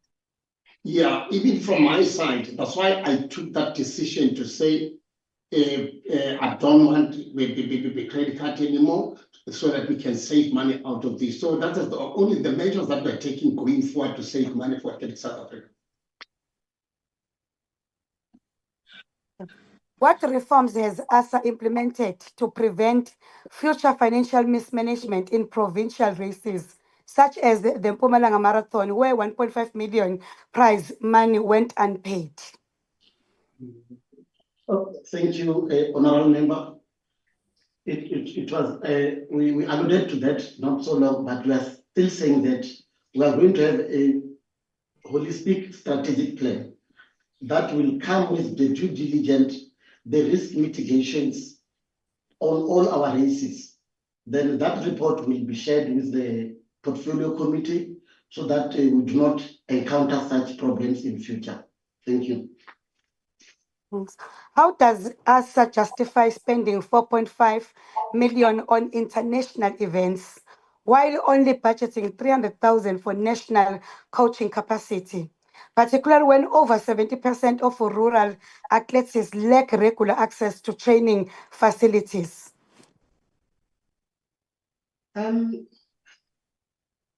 When that question, are you specifically referring to the budget of an international event? Yes.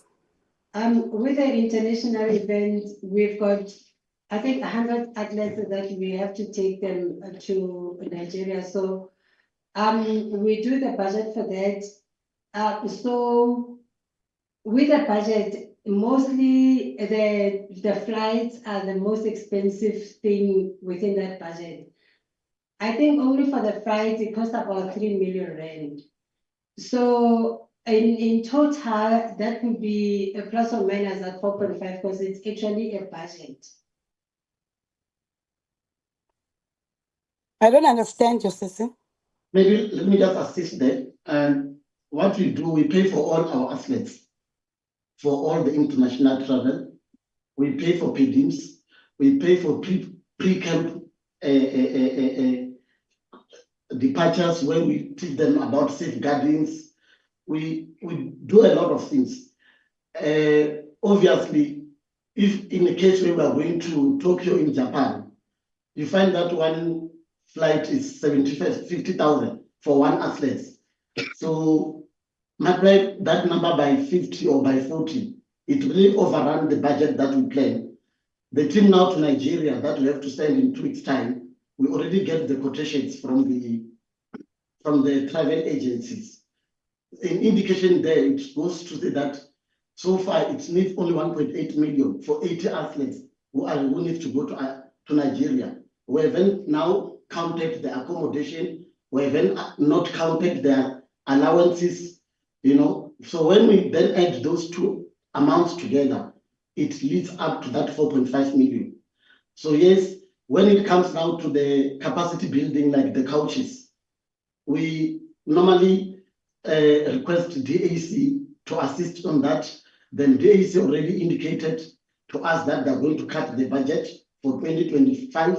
So we're just trying to see that what we can do, how much exactly can we put aside for the capacity building workshops. Thank you. Okay. The next question is going straight to the president.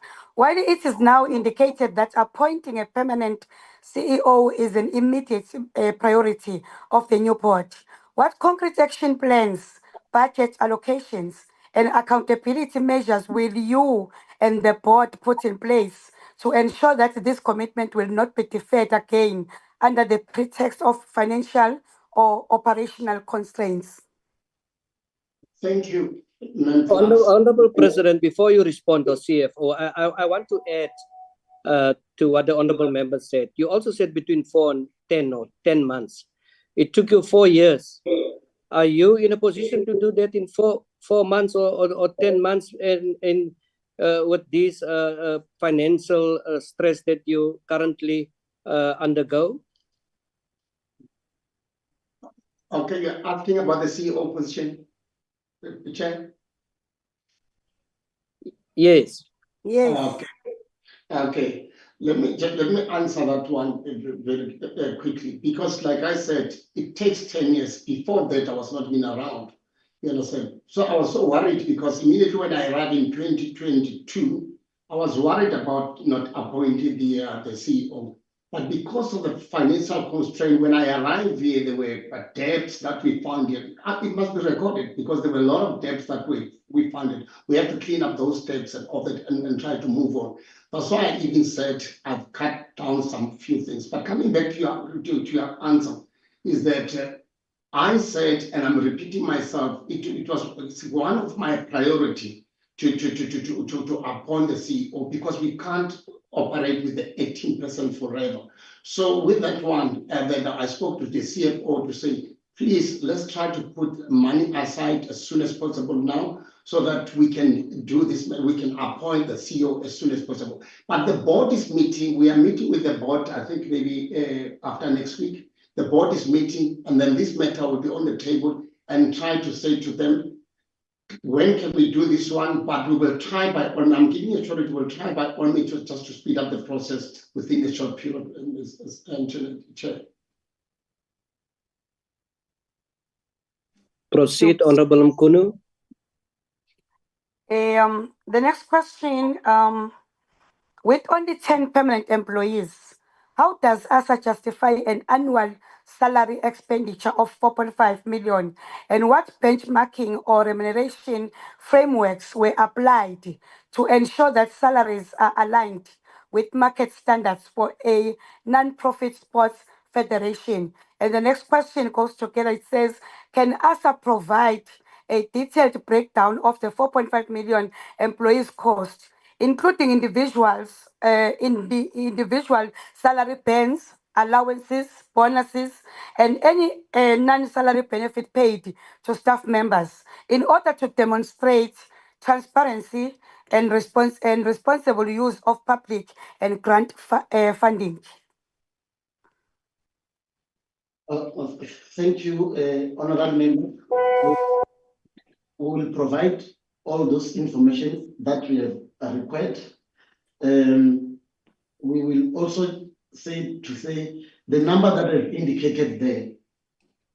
I'll say again that does not meet we are still running short of staff based on the profile of Athletics South Africa. We still need to add more. We do not have the marketing. We do not have the development.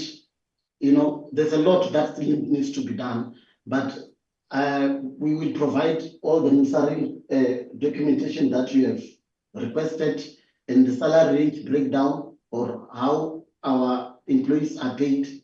Then that's in short that I can explain on that member. Thank you. Thank you, Chair. Thank you so much. I'm done. Thank you so much. You've done extremely well in that questioning. I'm now going to give an opportunity to the Honorable Mtetwa. Thank you, Chair. May I greet you all once again and say all protocol observed. And congratulations, Mr. Minister Gayton McKenzie, for your scoop. You took away our calculator. Now we can't deal with numbers. We must struggle now. Hey. Congratulations, Mr. James Molloy, for being re-elected as the president, and all other members who were re-elected and the new board members. Would you say in your own words that election process was free and fair? Yes, sir. Yes, Honorable. Okay.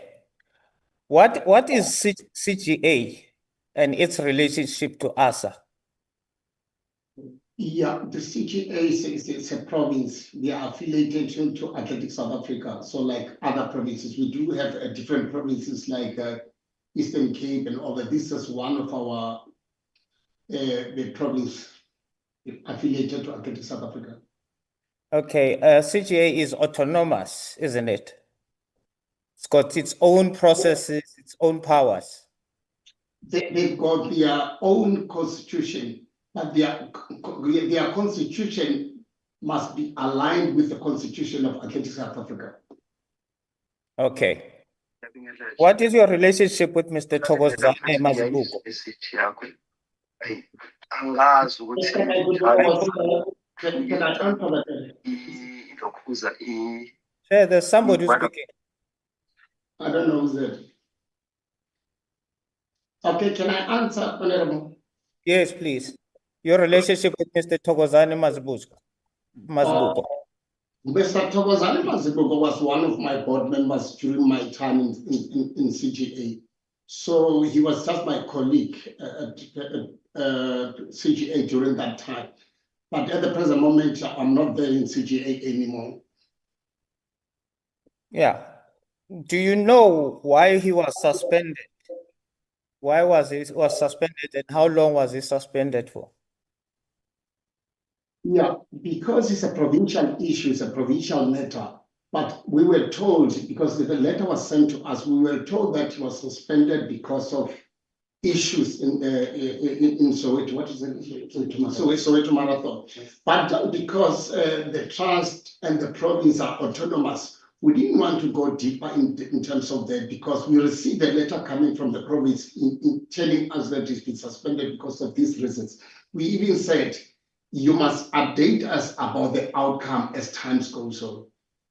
Okay, has that case been sorted or resolved in your own knowledge? I'm not asking details, I'm just asking if you know whether that case that he was suspended for has been resolved. Honorable, we received a letter that Mr. Mazibuko's case is no more there. Mr. Mazibuko is back again. I think we received a letter last week. So he's back in the office. He's back in the office of Central Gauteng. That's information that we got. No, the matter is still in court. It's still going to appear in court, the issue of Soweto Marathon. So it's not true. What you are saying, it's not true that the matter has gone. But this was an upliftment of the suspension hurriedly done 2 months before the elections. I put it to you that was the situation. Yeah, but the suspension. Do you know why was his suspension being uplifted? Because the matter is still going to court in January. Yeah, but Honorable, like I said, the matter of Central Gauteng it's a total different matter because those people, they've got their own constitution. Because he was at the DC, I'm told that he was at the DC. And the DC said, no, I'm not talking about Soweto Marathon case. I'm just talking about his case. That he went to the DC and that's the information that we received. We didn't want to go in details about what happened. Yeah, what I'm asking general information that because I know that the matter it's still sub judice. But be that as it may, I wanted to find out from you whether you know, because as the president of a national entity that governs everyone who's under it, you should be informed about such things because such things are things that are denting the image of athletics in South Africa. Be that as it may, though, let me come to the issue of Soweto Marathon. Who is the founder of Soweto Marathon? That's a general knowledge. Okay, so let me give you the history. Soweto Marathon used to be run by Athletics South Africa. No, don't give me history sake. I'm asking a simple question. Who is the founder of Soweto Marathon? The founder of it was Athletics South Africa. The founder of Soweto Marathon was Athletics Africa. Yeah, it started with Athletics South Africa by Mr. Banele Sindane and other members here. And then we have transferred everything to the province to run it. So you want to say that who's this member? No, let me not go to the name. Do you know Tulane Sibisi? Mr. Tulane? I know Tulane very well. Was he the founder or not? He was part of the founders with Dr. Leonard Cheney and Banele and them. Okay, who owned Soweto Marathon Trust? Was it Athletics South Africa? At the present juncture is the clubs of Soweto. They have formed what we call a trust, sort of a trust. The clubs came together, the clubs of Soweto came together and formed what we call a trust. So they are the one who's running Soweto Marathon at the present juncture. Okay, please give me a clear answer on this one. You are saying Athletics South Africa started Soweto Marathon. Yes. But Soweto Marathon Trust, you are saying it was clubs. Who owned Soweto Marathon Trust that founded Soweto Marathon? Like I said, the clubs of Soweto came together and they formed what we call a trust. So at the present moment, the clubs of Soweto owns the Soweto Marathon going forward. Okay, who's the owner of Soweto Marathon Pty Ltd? I don't know that. Is Thokozane Mazibuko not one of the owners or the directors of Soweto Marathon Pty, which is now currently the one that is hosting Soweto Marathon? At the present judge, I can't answer that one because I'm no more there. I don't know what's happening there in Soweto. You said Soweto Marathon was founded by Athletics South Africa. You are the president of Athletics South Africa. How can you say that you don't know? No, but it's been transferred to Soweto clubs. athletics to Soweto clubs together with the province. So for us, because I'm at a national level, but I don't know the details of what's happening there because they are autonomous, those people.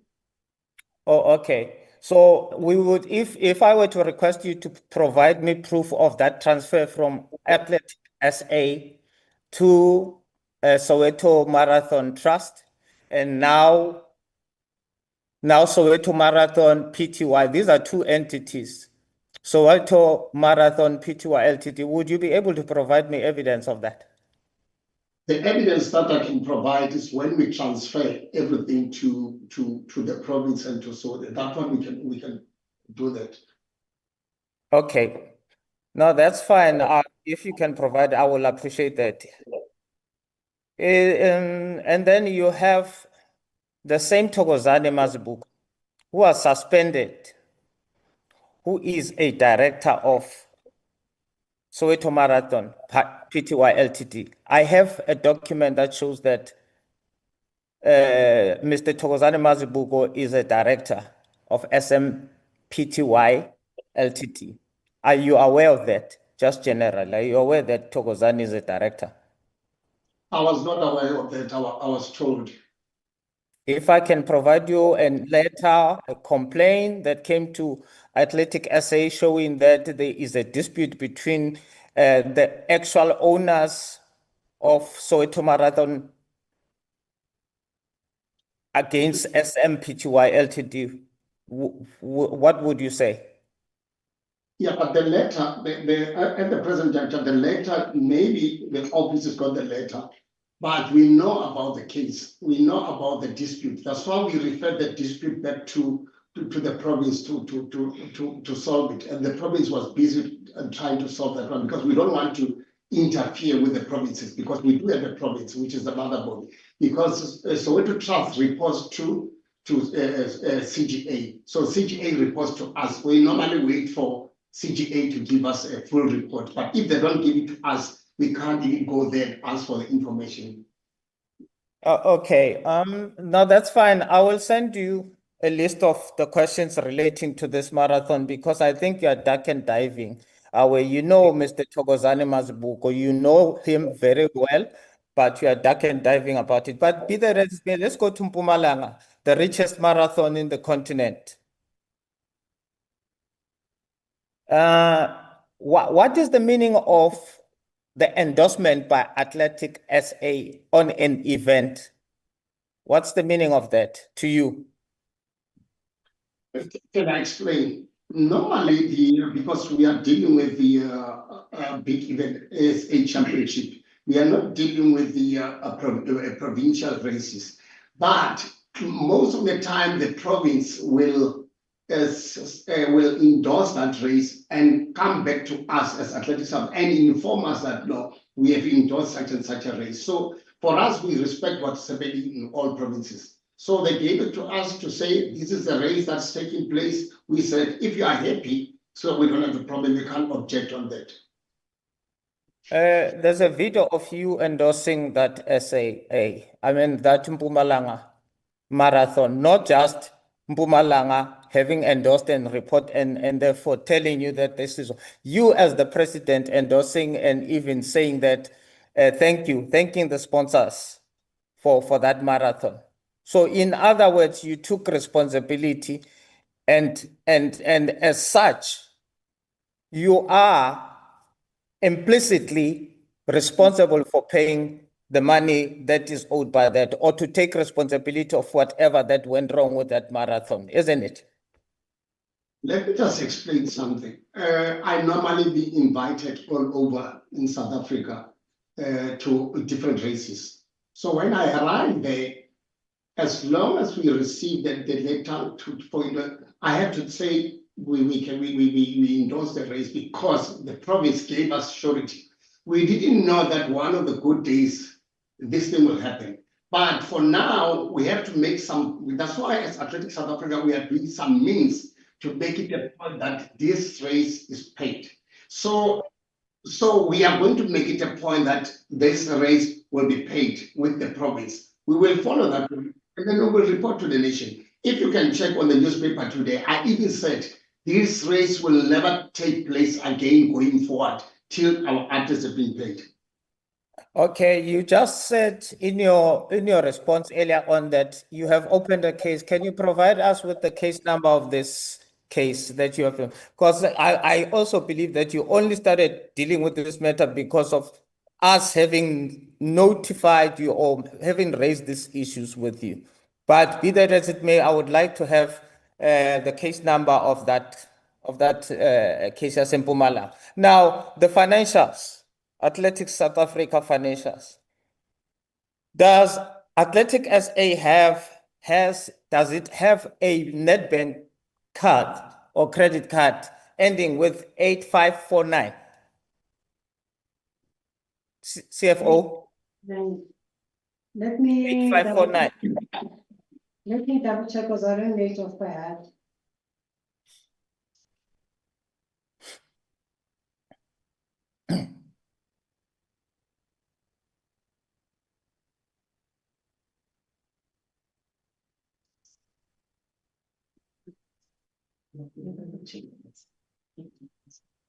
My time is moving. I still have so many It's questions. fine. I stopped it. Thank you, Chair.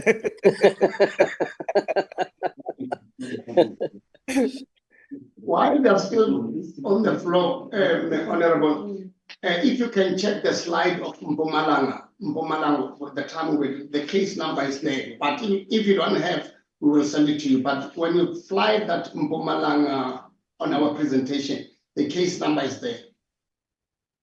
Okay. May I please Only get that- that because I don't know it off by heart. You don't know it by heart. Yes. Okay. This was No, Honorable Mtetwa, yes. there must be something in front of ASA. They are all together. They must give us that confirmation, a yay or a nay, whether there's a net bank account and does it end with those numbers. Yeah, she's going to check it. She's coming back now. Okay, Honorable Mtetwa, may I suggest? Yeah. May I suggest, because I know when honorable members ask questions, they already know the answer. May I suggest you take a follow up and take that as a yes, there is a net bank account. Okay, Chair. All right, let me say then, on the 13th of December 2024, this was before you closed, as Honorable Mletsane was starting after you closed the offices. This was before you closed the offices. On the 13th, 12th, 2024, you made a purchase of about 8,938 at NGF Ilovo. And the balance in the account was 13,310.03. Who is NGF? And what was the purchase for? President? The CEO will answer that one. NGF is a... Just a second for me. Who made the payment, Honorable Mtetwa? It's the card that ends with 8549. CFO? That's the card that I want to know. No, the CFO went to check the number of that card. She quickly ran to the office. We will then maybe answer that so that if we follow it. But NGF okay. is... Let me do this. Let me go to other questions and then we'll come back to this question. At what cost was the conference that you just held in May? And how did you pay for it? Because as far as I'm concerned, and if my financial literacy tells me that basically Athletic SA is insolvent. It has no cash liquid available to do things that it wants to do. But you had a conference and it was at a hotel in at the airport, if I'm not mistaken. Who paid for it? How much was the cost for that? The AGM or the QGM is part of our annual plan. The payments are done through our office. and then us having a sponsorship agreement with the hotel concern. We do have arrangements with them for part payments for all our events we have with them. So I would believe that that is part of the whole agreement that we have with Togosan. So are you saying that, sorry, sir, are you saying that you paid zero to the hotel because it sponsors everything? And what was the package? How many people attended that according to your conference? How many people were supposed to attend and how many attended? There almost 102 people attended for our QGM, and then it happened now in May. So I think the whole quantum of the whole bill, because it includes accommodation, food, and the part payment on the sponsorship, I think I'll provide that report to you, Honorable Member. Okay. President, who is Mr. Mulaudzi? Mr. Mulaudzi is a policeman. Why is he always attending events with you side by side? And who pays for his costs? Yeah, I'll answer that one because I had a problem. Like I said, I'm staying in Fort Loras. I had a problem whereby I was nearly hijacked. So that one, I didn't want to say. Yeah, I was nearly hijacked. And since then, I asked Mr. Mulaudzi to say, please, can we most of the time be with me because I don't know what's happening. But in terms of because he's always with me and taking care of me in terms of safety and all that. Who's paying the cost of his traveling, accommodation, food, and everything? In many cases, when I go all over, he's not always with me. He always go there. He drives himself. He's got a car and he drives himself to those areas. The question is, who's paying for him, President? You mean, okay, let me come back to in terms of the transport. In terms of the transport, he's got his own President, my apologies. The question is, who is paying for the protection, and has that been approved by the board? No. We are not paying. Has the threats been reported to the police? No. I didn't report that later. But don't you think that would be wise to report such a serious case to the police, even if you are under threat, so that there can be a case number? But proceed, respond to the honorable member, who is paying? We are not paying Mr. Mulaudzi. He volunteered himself to do that free of charge. So we don't pay for him. And if he fly to Cape Town, who's paying for him? Normally he's paying for himself to fly. He came once. And his attendance at the Two Oceans? He paid for himself to Two Oceans because he was running. He's an athlete. He's running. He's an athlete. When the SAPS normally pay for him because he's an athlete. When you go there, he's an athlete. He ran Two Ocean Marathon. Proceed, Honorable Mtetwa. Okay, President, let me remind you again that misleading Parliament is a statutory it's a statutory crime. Because we are commissioners of all of us. So let me remind you that if you are misleading this committee, it's a serious offense, statutory offense. I would also say that I put it to you again that also I'm a member of the Portfolio Committee of Police, and I know I would want to find out, I'm going to follow up this, to find out whether there is any approval from SAPS that its own members should be going around doing other work of safeguarding an individual. Who authorized that? Because as far as I know, he's almost everywhere where you go to side by side, but be that as it may. Wrap up, Honorable Member. Be that as it may, I want to say to Atlantic, or to ask from the Atlantic SA, I had a case that I requested you to look into around Mpumalanga, the constitution of the Mpumalanga board, where you have 3 gentlemen with their wives in the board. This is the Mpumalanga that has challenges. This is the Mpumalanga that has had challenges even with the case of Mr. Mtwe, that you have paid in admission of guilt, indirectly admitting.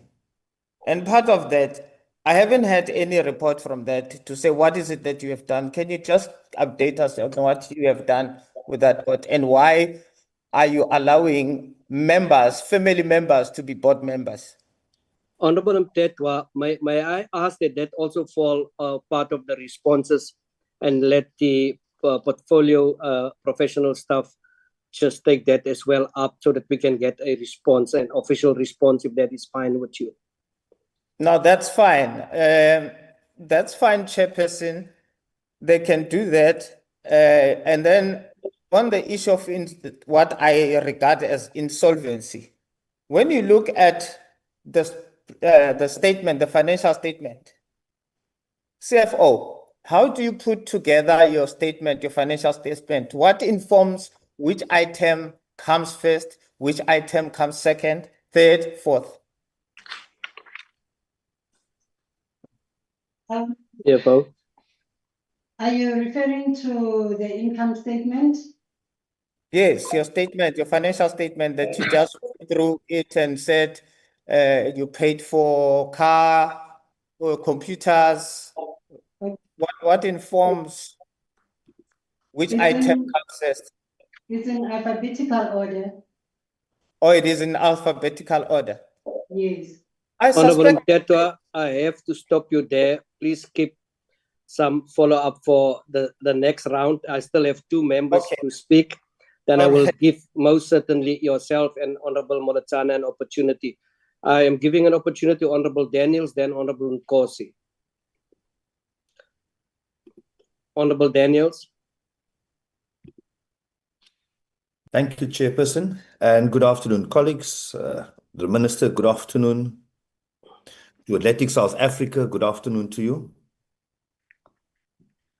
I want to shoot straight with just some clarity-seeking questions. The CFO. Can the CFO please answer me and tell me whether the CFO has been appointed permanently or acting? Thank you. No, I've been appointed, Honorable Daniels. On a permanent basis? Yes, sir. Thank you very much. CEO. Same question to the CEO. I'm not appointed permanently. I'm acting. Thank you. Thank you very much. Chairperson, I would like to ask, because I've seen in the presentation that you guys make reference of that the board will deliberate on a process of appointing a permanent CEO. So my question is, based on what you are presenting to us that you are going to deliberate, can you please give us some insight, some understanding of what your deliberations will entail? In terms of what, sorry, Honorable? In terms of the appointment of the CEO? Yes, Chairperson. Okay, thanks, Honorable. Like I said, it's one of my priority. So when we meet next week, we are just going to dwell on that one in terms of the deliberations on how we are going to appoint. And then it's going to be a transparency system whereby we are just going to appoint somebody or a company is going to take care of that one, so that tomorrow morning people mustn't blame us that we took our friends and all that. But by next week, the latest, next week when we meet with the board will tell us. But and then we will start with the process of maybe trying to appoint the person. But we'll put the team together, but it will be a neutral team. Thank you so much. Because I see here in your presentation, Chairperson, that you're asking for 4 to 10 months to wrap this up. So it is that where my clarity seeking question lies or refers to. Because for the life of me, I cannot understand why you will take 4 to 10 months. Why is it? It's a big gap. It's a 6-month gap. So it's 4, starting from 0 to 4, and then 4 to 10 months. You can take up to 10 months to attend to this. Will you not agree that it is best to get rid of the acting positions and have someone permanent? That's correct. The time when we write that one, we just maybe put the time frame. But what I'm saying to you, Honorable, is that it might be quicker than the months that we had put. We didn't want to put ourselves under pressure because we didn't know about how the new board will feel. But because this matter is so important, that's why I even said to myself, we will try by all means to speed up the process and be shorter. All right, we will really appreciate that. So having said that, you are going to have your meeting next week, and I thank you for that. And then you are going to have to do the advertisement. For how long will the advertisement be out, published before it closes? Normally, when we do some advert, in most cases, advert will take plus minus 7 days to put an advert together. So if we have decided and then we put the money, it won't take a long time. Normally, but the maximum is 7 days when you put the advert. Sure. For closing, Chairperson? So applications will close how long after the advert has been published? 21 days, if I'm not mistaken. Yeah, 21 days. Sure, 3 weeks then. Thank you very much. So you see, my issue is that many of us, we fall foul to wanting to purport to be exceptionally busy with important things. And we think that if we say, no, we're sitting in meetings, that it gives us some credibility where the public will clap hands and say, thank you very much, these guys are working. Many times we find that we waste our times in meetings. You sit with so many meetings, we end up with so much minutes, and then we lose the hours. So, I want to, Honorable Chairperson of the committee, through you say that I'm worried when a presentation is before us, which with so much unnecessary time frames to get their act together. Through you, Chairperson, and I think maybe even through the Chairperson of SASCOC, is to not allow this 4 to 10 month thingy. There's no need for that. When they meet next week, 7 days thereafter, the ad must be ready to go out. We don't have to wait 10 months by what is before us in terms of this presentation for that. So let me park there on my suggestion or recommendation that we don't give them 10 months to do this.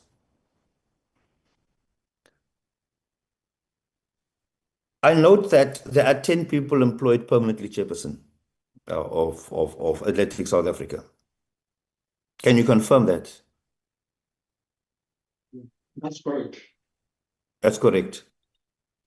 I see there that, is it also correct when I say that there are 6 females and 4 males? That's correct. Correct, thank you. Then I see that reference is made that there's 6 black females and 4 black men that has been appointed. Now we understand in the space that we find ourselves in that sometimes we also throw in colored people and Indian people when we talk about classification of black. But also, in the midst of the classification of black, we also make reference to African in particular. Is that clear, what I'm saying? It's clear. Yes, thank you very much. Now, can you please indicate the actual racial breakdown of the 6 black female and the 4 black men? How many Indian, how many colored, or how many African in particular?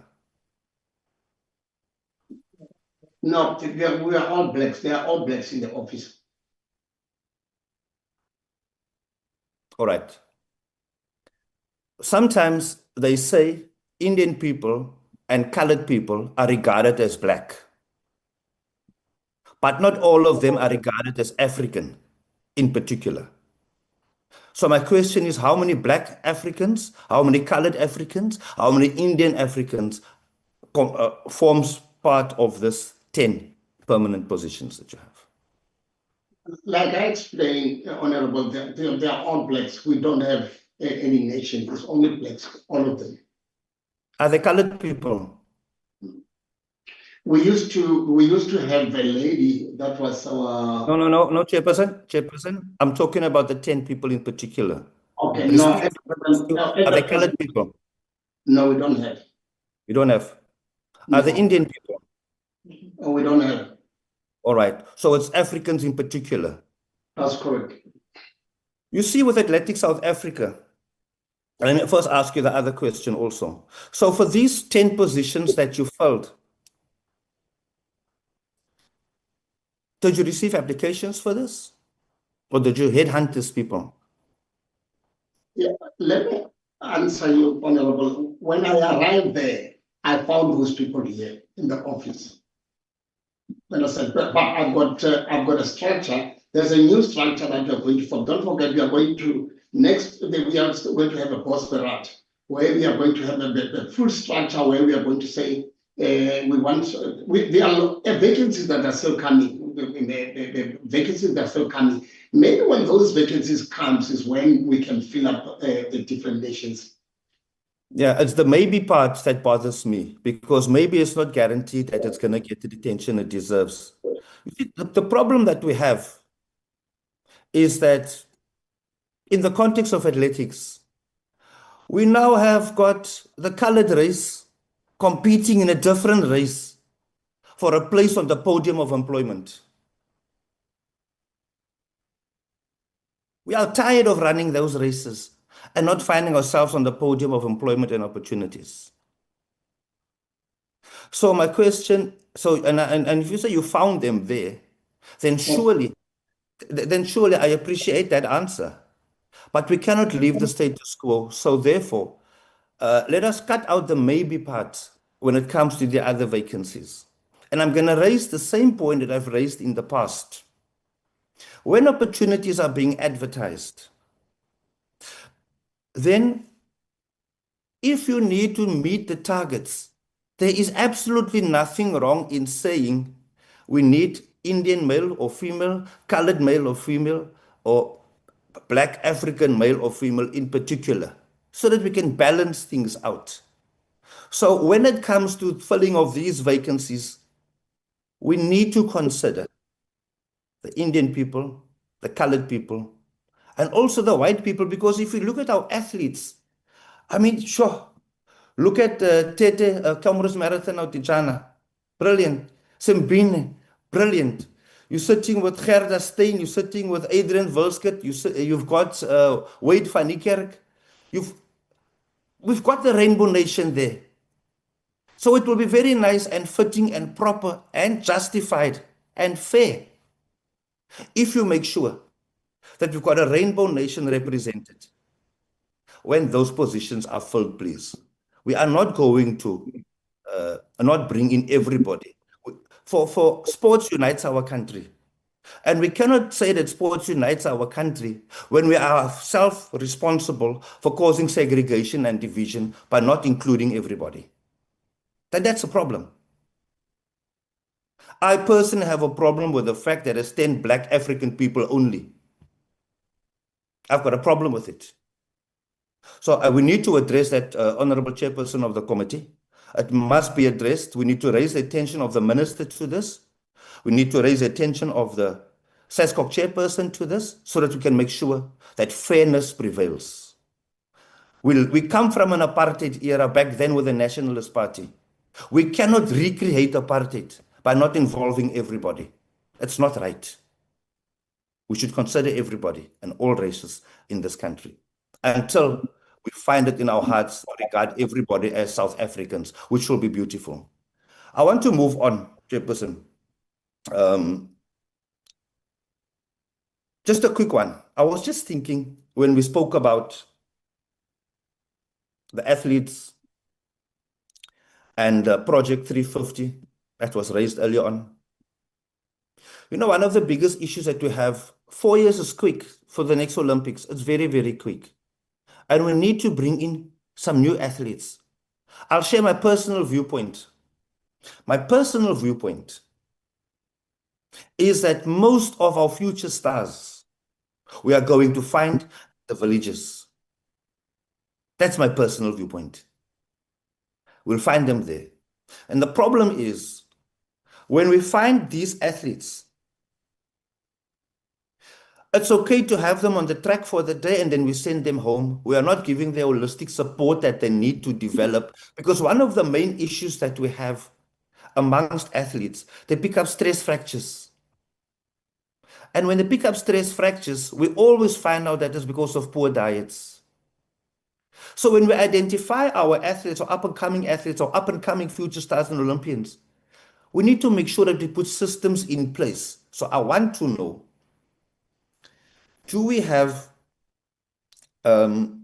supportive systems in place? I know it comes with money. When we identify these athletes, to make sure that we resource them properly in terms of having a physio, having a dietitian, having all of those things, because how are we going to get the jewels of our nation? People breed horses.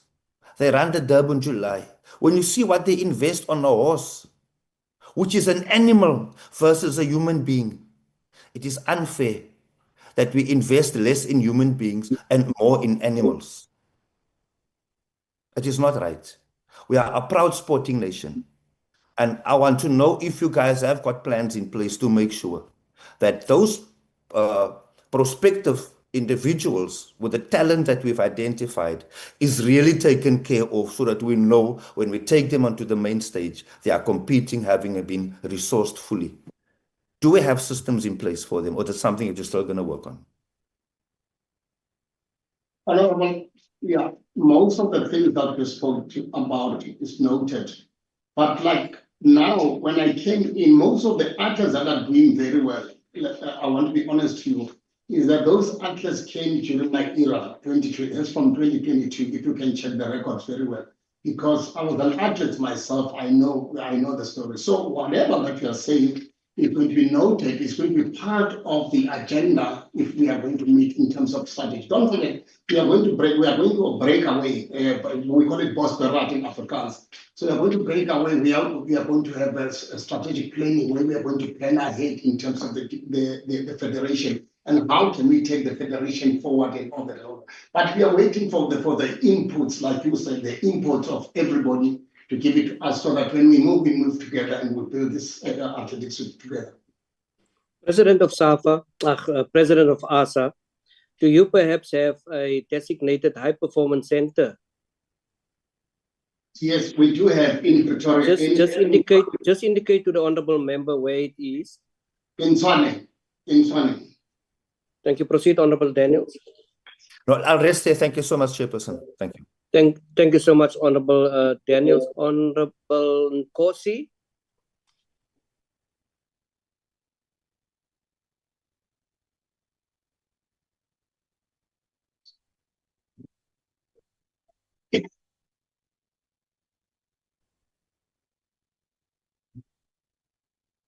Honourable Nkosi, please unmute. We can't hear you. Oh, thank you very much, Honourable Chair. Let me start by speaking on the issue of the athletes that are not paid up until now in Mpumalanga. Let me request that it must be last time talking about this matter here, because we spoke about it last time. We thought that when the entity come today, we'll be getting a progressive report that indicates that the athletes are paid their prices. But they are telling us that they are still going to meet and discuss that. we request that they really take the committee very seriously. We cannot discuss one and the same thing for the longest time, and this is uncalled for. We request that they must take this matter very serious in our next meeting, hoping that we'll sit with them, the accolades being paid. Second to that, Chair, I've listened to the President speaking about the priority of appointing the CEO. This post or this position has been vacant for the longest time. Can we request the President to come up with the proper or specific timelines and criteria established in making sure that this post is attended permanently, the CEO position is attended permanently? Because indeed, you must have timelines so that we can be able to follow the timelines as to say they are now here and by this time they'll be appointed, the CEO will be appointed. Thirdly, Chair, I've been listening to the President on the issues raised by our Honorable Mletsane with regards to the use of the credit cards. I must be honest, Chair, and say I'm not happy about the responses we got from the President. Can maybe be told that whatever that he raised, because he indicated that when he meets somebody, that particular person, it's him or her will request him to meet him there. And when he arrives, he will request or she'll request him to buy something for her or for him. Like the liquor shop thing, the clothes that were identified, can we be told that is that allowed from the entity that they use a credit card for such things? Is it allowed? Chair, my other question is that how will the board ensure adequate separation of governance and management functions? The other question, what risk management frameworks are being implemented to prevent future operational failures? In closing, Chair, I will just come up with recommendations that ASA must conduct agency or recruitment process with external search consultancy. Next time when we meet, we must get the clarity, Chair, as to say they are intending to do 1, 2, 3 by this time. Second to that, ASA must implement comprehensive board governance training programs. Lastly, they must establish crisis management protocols and communication strategies. I thank you, Chairperson. Thank you so much, Honorable Nkosi, for that input and also questions and recommendations. I'm going to go a little step back, Honorable Mletsane, and forgive me for this. I'm going to give you an opportunity, but I just want, I think by now on the laptop and on the apps, the net banks details should have been now surfaced. So I'm going to give Honorable Tetwa that opportunity. Then I'm going to give Honorable Mletsane, and I also see the Honorable Khabo has his hand up and on. We will then, after Honorable Khabo, we will then close this meeting. Honorable Tetwa. Thank you, Chair. Can the CFO confirm that she has the card that ends with 8549? Yes, I can confirm that, Honorable Mthetho. Who does it belong to? MJ Mohatli. BJ Mohatli. Who's BJ Mohatli? She works as our receptionist. Oh, it's her personal card. No, it belongs to ASA. Yes, that's what I'm asking. So it's Athletics SA bank credit card or card? It is a credit card. Okay. So on the 13th, 12/2024, it made a purchase of 8,938 at NGF Ilovo. What was the purchase for? And what is NGF Ilovo for? I'll give that to our CEO to respond, because at that time, the card was with him. Okay, thank you, honorable member, thank you. The card was in our storage here. I took it myself. NGF is a sort of like it's a recreational shop, like where they sell wines or even alcohol. Let me put it that way. So during that time, we were busy at the office. It was me and my management. We were busy preparing for the athletics awards. The athletic awards that were supposed to happen in January.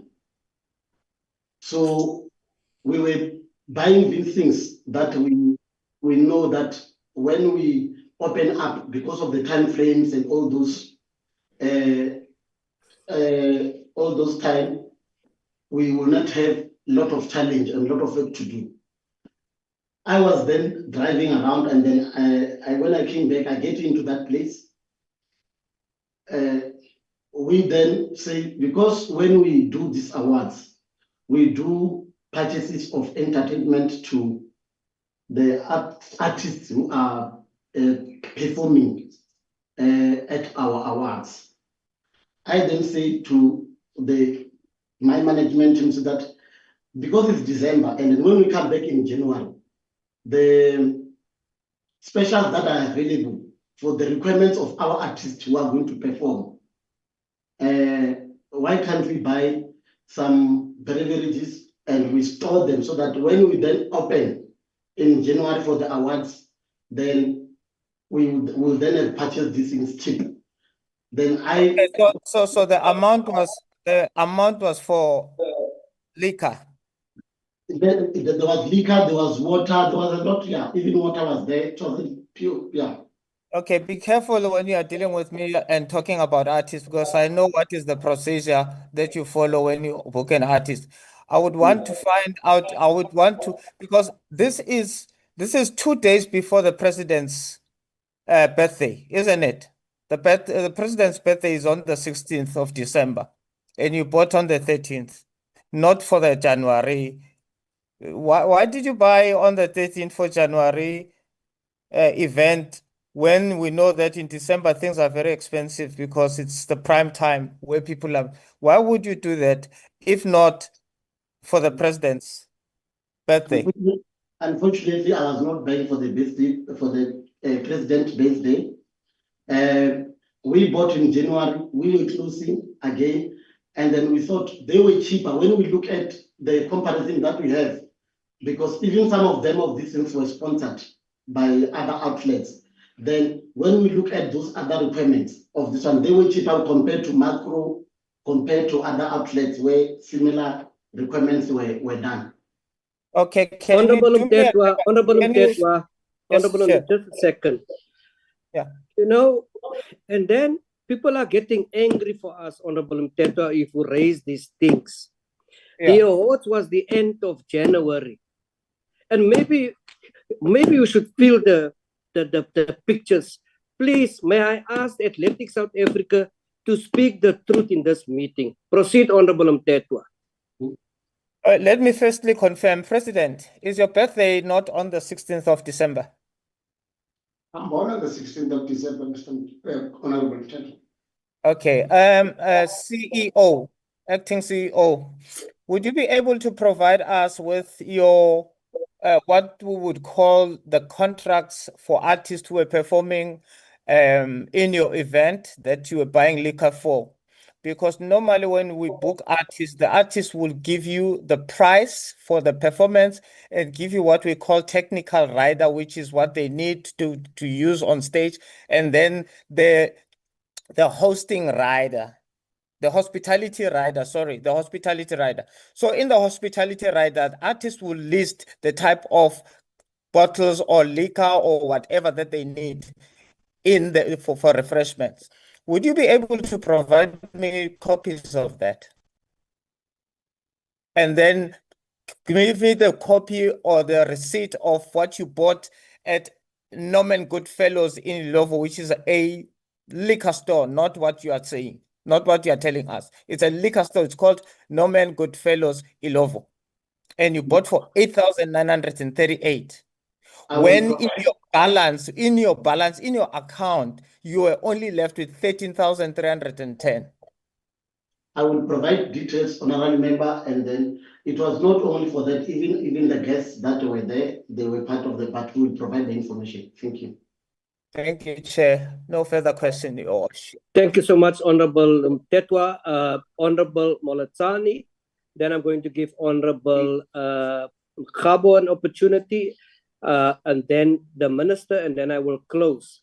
I would like the professional staff of the Minister to assist so that we have some professionalism when it comes to these meetings. I just see Gayton, and I don't know who's Gayton. Can they just put there Minister Gayton McKenzie, please?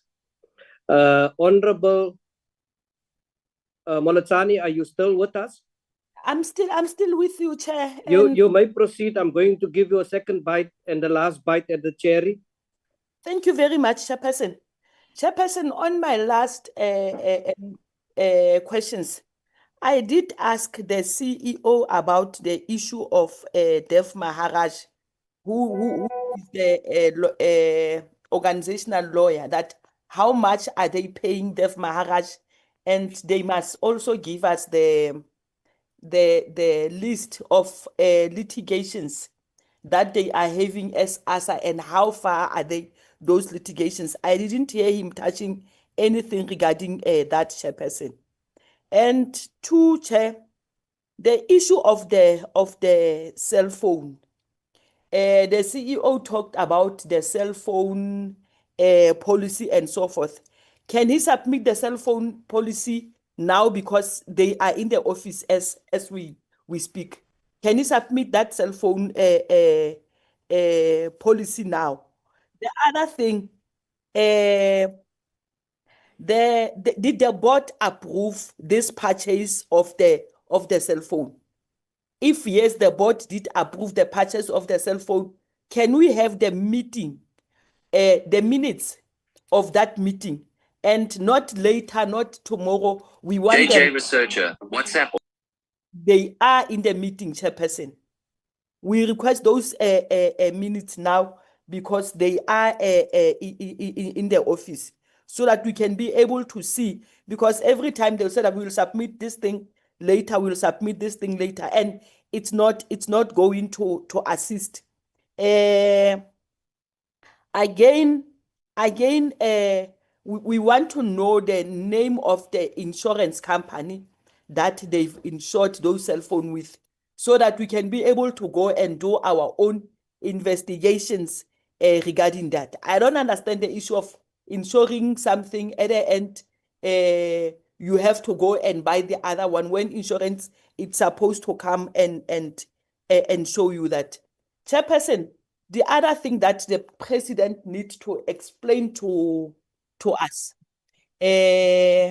Let me go the statement of 26 March 2024 that end on 25th April and 2024. I think the last four numbers of the card is the same one of 9236. On that statement, Chairperson, Chairperson, the thing that I want to prove is that we cannot be taken for a ride where the money of the entity will be spent in taverns, buying liquor, and then the president will come and tell us that he was meeting the clients. I'm not sure what kind of clients are being met in taverns and liquor store, Chairperson. 26th of March, 2024, the amount of 1,000 rand was spent at Tandi's Tavern. does that was a business meeting? If it was a business meeting on that, in fact, it's two items or on the same venue on the same day. Chairperson must submit who he was meeting and what was the discussion. I want to prove, Chairperson, that the money of the entity here was just spent, and people will be protecting themselves that we were meeting the deadlines. I'm not sure what kind of these clients who are always meeting intervenes. On the very same statement, Chairperson, when we go down, I think members have that statement, and Sizoleka can just fly that statement so that the public can be able to see what we are dealing with here, Chairperson. There is this on the 6th of April 2024, Kofi Kebecha Newlands. The president spent 9,320. He must explain to us what was that money for. 9,320 in Kebecha, Chair. On the very same statement, I think it's going to be page 3 of that statement, Chairperson. On the 7th of May, he bought a love candy.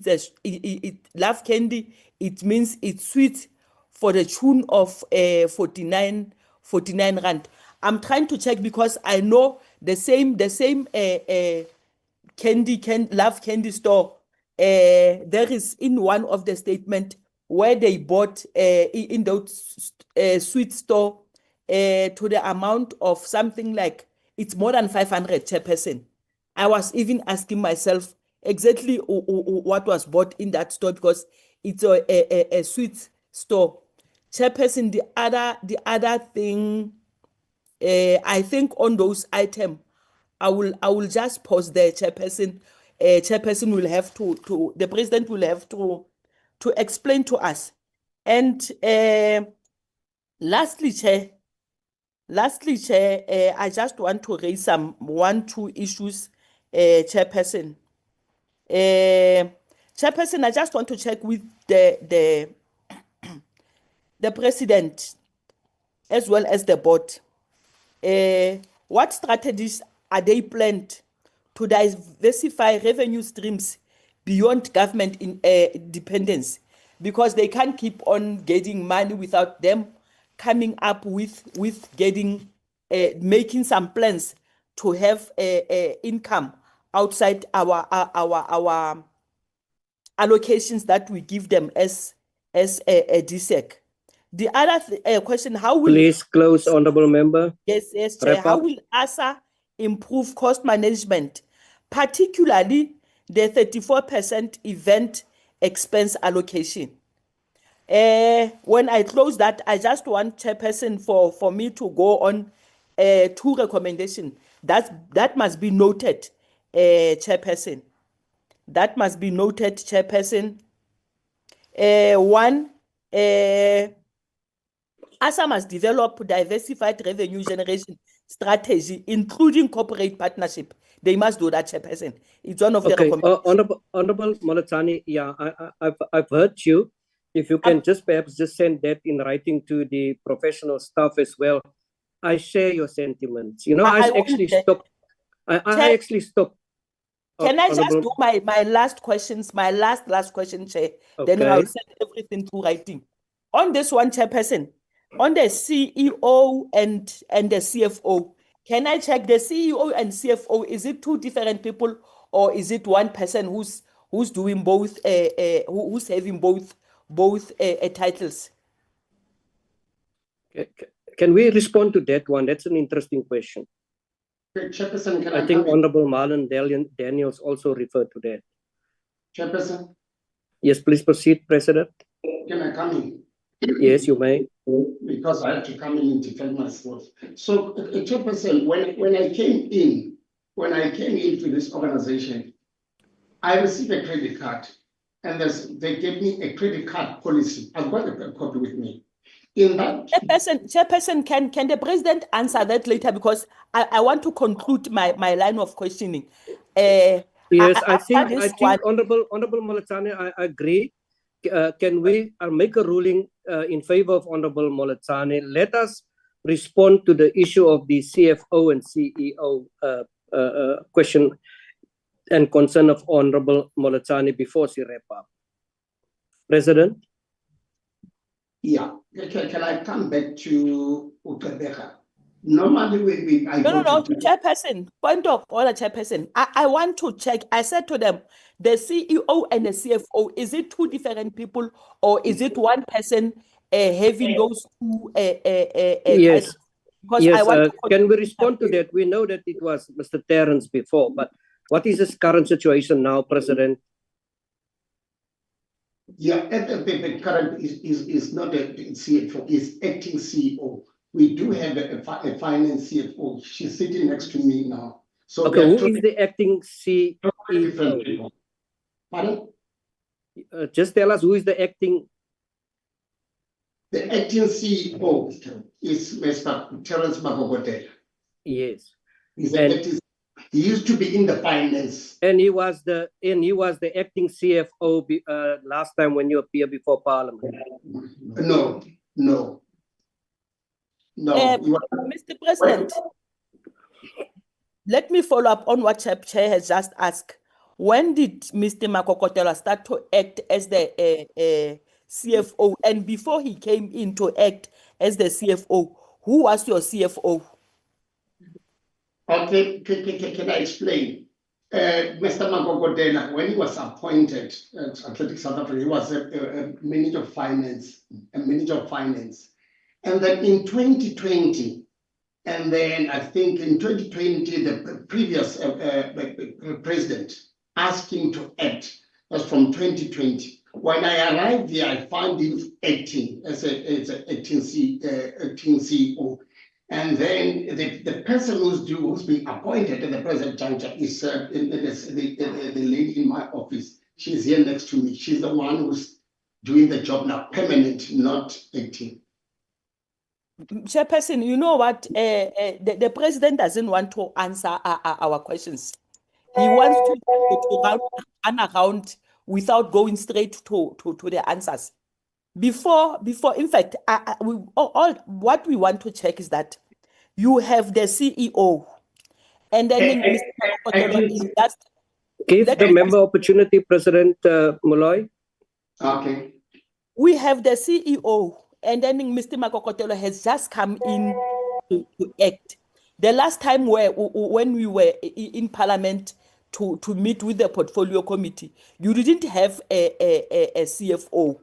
Who was doing the duties of the CFO that time before Mr. Makokotelo comes in and act? Honorable Molatani, I'm going to answer you. It was Mr. Terrence. The question was posed to him. Who should take responsibility of what has transpired with the shenanigans around Athletic South Africa? And it was Mr. Terrence who said us, he himself and all of them. He was in an acting position. I don't think we're going to dispute or ask questions about that. He was both. He was in acting CFO and he was the CEO or whatever the case may be. And the way around, Chair, he was the acting CEO whilst coming from CFO position. Yes. Honorable Molatani, please wrap up. We are past our time. I think Chairperson, the way this position in ASA, they are so confusing that today it's this person, the next day is that person. You end up not knowing. But all that I want to say before I wrap up is that the president of ASA as well as the board and they must just answer everything that we've just requested from them. The issue of Dev Maharaj, how much is being paid, and the litigation, how far are they? They must submit as the minutes where the board approves that the president must be, the cell phone to the tune of 27,000 must be bought. They must submit the minutes now, Chairperson, because I'm afraid if we're going to allow them to submit the minutes later, the way they can't answer the question, they are going to make those mistakes. They must submit the policy, the cell phone policy, chairperson. We need the cell phone policy to be submitted now. The credit card policy, because now the credit card has been buying liquor left, right, and center, and we are being told that they are meeting it was the meeting. The president must submit. I've requested where he must submit the name of those people that he was meeting, and it was regarding that, chairperson. We can't be hiding behind the meetings whereas the money is being spent in taverns, and we say that it was a meeting. People who will prefer. Yeah, Honorable Molatani. Taverns. Thank you, chairperson. Thank you. I share the passion that you are sharing with all of this information. And I can assure you as the chairperson of the portfolio committee that we do have capable professional staff that has taken every single question as well as recommendation of every single member up. And, you know, I went through these credit cards, and I actually at some time just stopped. I just stopped. And I don't know whether it was out of anger, because some of it and some of the bottle stores that has been attended actually, and I want to quote it directly from the statement, shows that come and relax, Devon. So it leaves much to think about. I'm going to give an opportunity to the Honorable Khabo, and then I'm going to give you a slot, Honorable Daniels, a 3-minute slot, and then I'm going to give to the Minister. We have to close this, and I'm going to ask members to really please write the follow-up questions and concerns, and then we will also have a summary by the portfolio committee professional staff in terms of the meeting and the recommendations. And I also wish that the Minister will share his view after being in this meeting. The Honorable Khabo. Thank you, Chair. Thank you very much. Chair, my name is still Khaolatli. The surname is Khabo. I'm a member of this portfolio committee. If you'd allow me, Chairperson, I would plead with you that I switch off my camera. I think I've done justice to the meeting by showing my face. Please that was proceed. just a confirmation that I'm not at a tavern, Chairperson, because the issue of tavern today is finding expression a lot. No, you're not in bed. No, I'm not in bed. I'm not in bed. I'm just in the house, Chairperson. Thank So you, let me Honorable. just Proceed. and go straight. Thanks, Chair. Chairperson, thank you very much for allowing me this opportunity, Chairperson. I think, Chair, we must start by appreciating the report just presented before us, reflecting the state of athletics South Africa. But as we welcome the report, Chair, there are a few questions that we'd like to pose in relation to the presentation on the state of athletics and their contribution to the program 350, but of importance, the role that they play in terms of the grassroots developments of the athletes, Chairperson. Data would be posted at a later stage. Chair, I think it's important that we must, as a committee, as you have indicated, we must note the victory of the Proteas. It has been a long run. We appreciate the victory. And it's also important that we appreciate the victory of the under-20s that we have scored over the weekend on and around our Magister squad. Chair, the other issue that I wanted to raise before I get into my questions, Chair, and I believe that in the last meeting you have indicated that we'd have a strategic meeting with the department, where would also, I believe, as part of our engagements with the department, would clarify this thing of the employment equity and the plans that are there as the department and those that have been approved. So that as and when we interact with the portfolio, I mean, as a portfolio committee, as and when we interact with entities and federations, we are able to take into consideration the employment equity plan of the department and the targets that have been set for the department, and probably assessing as to whether those targets have been met or not. But of importance, coming up with viable solutions on how we can resolve this matter, Chair.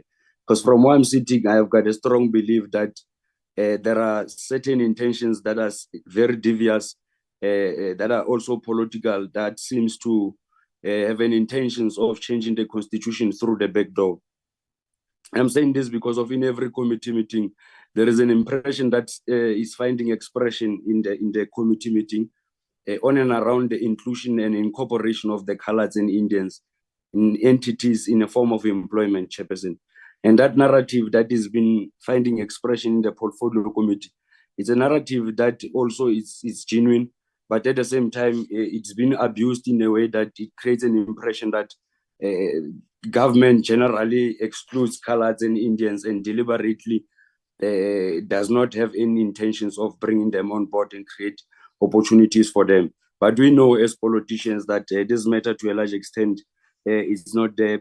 All processes are transparent. The equity employment plan is very clear, and the Employment Equity Act, as adopted by the constitutional parliament, by parliament of this country, it's still finding expression. So I would propose that we must look into this matter so that the issue of inclusion of Coloureds, white people, and Indians is not being abused for political purpose, but rather is correctly argued in line with the targets of the departments, so that we base our argument on those targets as to whether they have been met or not, Chairperson. With that being said, Chair, I would propose that this matter be ventilated in our strategic meeting with the department as a way of also dealing with this matter, but also providing solutions on how the information can be brought to those people or those sections of the society that we genuinely believe that are not incorporated in the outlook of the federation or entities that you are leading, Chairperson. Am I audible, Chair? Yes, you are. Thank you very much, Chairperson. Chair, I think I was yearning to get the response of the minister on and around the issue of the testing. I think there's that agency that deals with the doping testing, if not mistaken, that you had raised earlier on, Chairperson. And I thought that the minister in his response, but I heard that his network was extremely bad.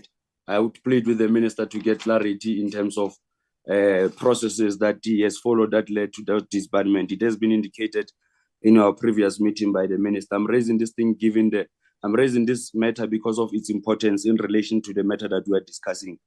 If we're to contribute meaningfully to the 350 program, as stipulated by the minister, it means that our contribution of those athletes must be subjected to the necessary process of testing. And if we're to achieve that, we must, of course, make sure that we've got the necessary support that we provide to our athletes in making sure that they are being subjected to the necessary testing. And with that being said, Chairperson, my questions will go straight to the program of 350, especially aligning it with the schools program as a way of dealing with this issue of grassroots development. Chairperson, I'm a bit worried. I'm not sure if it's me or not, but from the CEFO side, I did not hear them speaking anything in relation to the budget set aside to the athletes development. And as a young person, I'm from the Northwest Province, Chairperson, for that information. I'm from Dr. Ruth Mumpadi, a small dorp called Christiana. Chairperson, I'm raising this thing because of, as a young person, we are interacting with these athletes. We are invited to these runs and walks, and we are able to see how athletes are suffering, and to a large extent, how government, where we know it has that capacity, is not coming on board in terms of programs that seeks to assist this emerging or these athletes that have been developed from the grassroots level, Chairperson. And I would like to get clarity from the Athletics South Africa, especially the CFO, to give clarity in terms of the budget allocation for the athletes development from the grassroots level. But on the same breath, Chairperson, I would like to understand from this program of 350, what is the actual target of Athletics South Africa in terms of its contribution? You know, you must have a target that you are working towards, and that target must be able to be measurable, or you must be able to apply the SMART principle on the target that you have set for yourselves. How do they break down that target? That is my area of interest, Chairperson. I would also want to understand from Athletics South Africa, Chairperson, now that I've indicated that we get these invitations, we do sometimes run, even though we are not yet ready for the Comrades Marathon, Chairperson. But in our interaction, as in when we embark on these 5 kilometers and 10 kilometers runs, you realize that South Africa has a serious potential And this potential is an untapped potential, especially in the small dorpies and rural areas. I would like to understand from the Athletics South Africa, do they provide any support? In fact, now that the local clubs are dealing with the grassroots development of athletes, how do they support, or do they support the local clubs? And I'd like to link it with the first question of the budget allocation for the for the athletes development set aside by Athletics South Africa, Chairperson. I'll get the question, I will get the response, then continue with my questions. Thank you, Honorable Khabo. Unfortunately, we're far over our time. I was actually about to ask you as to whether it is fine that they can respond in writing. We were scheduled up until 12:30, and we still have 2 speakers, including myself, for closing. If that is in order for you, you can proceed with the other questions, but if you really feel adamant that they must respond to some of your questions, I will allow them to do so.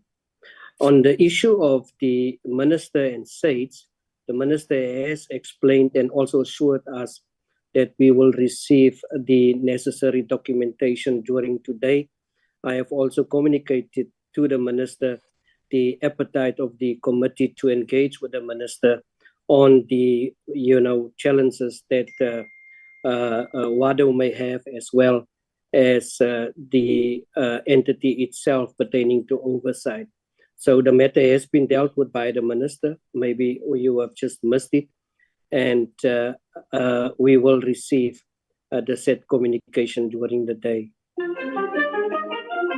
No, thank you very much, Chairperson. I appreciate your proposal in relation to my submissions of questions, Chairperson, and it is noted.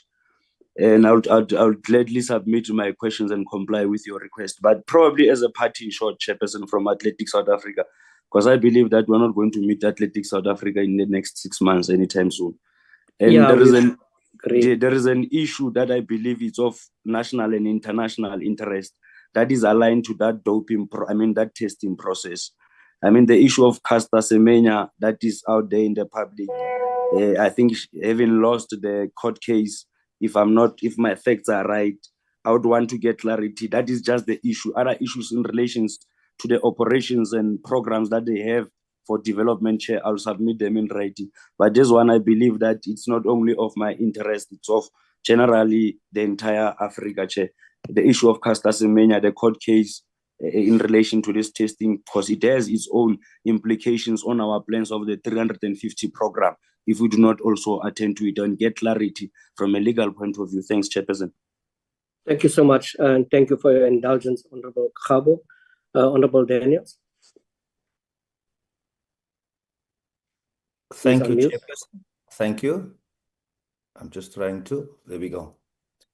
Thank you for my 3-minute slot that I have now to have my second bite, and I will not use anything more than 3 minutes. To Athletics South Africa, I see how dodgy they are with their questions, and I want to say to you, that booze money was your own chwala you bought for your own parties. You can come with what response and things. I've seen how dishonest you are in many of your answers to my colleagues. So I'm not going to buy into whatever response you're going to give us here. I can see dishonest people. I can smell dishonest people. That booze was for yourself. So I put it to you, it was for private usage. On the High Performance Center, the chairperson said there's one in Tshwane, Pretoria. I would want to know, you see, a High Performance Center, it's critical for the development of all our athletes across all spectrums of the sport. So in the context of athletics, what is ASA going to do in terms of High Performance Center only being in Pretoria? I can just figure the cost involved over the years. We're not thinking short term. It's not just for now, this week and next year. Over the long term, we need more High Performance Centers across the country so that we can develop those athletes. So they need to come and tell us what the plans are, Chairperson, in terms of High Performance Centers. And then I want to end off with, it bothers me deeply.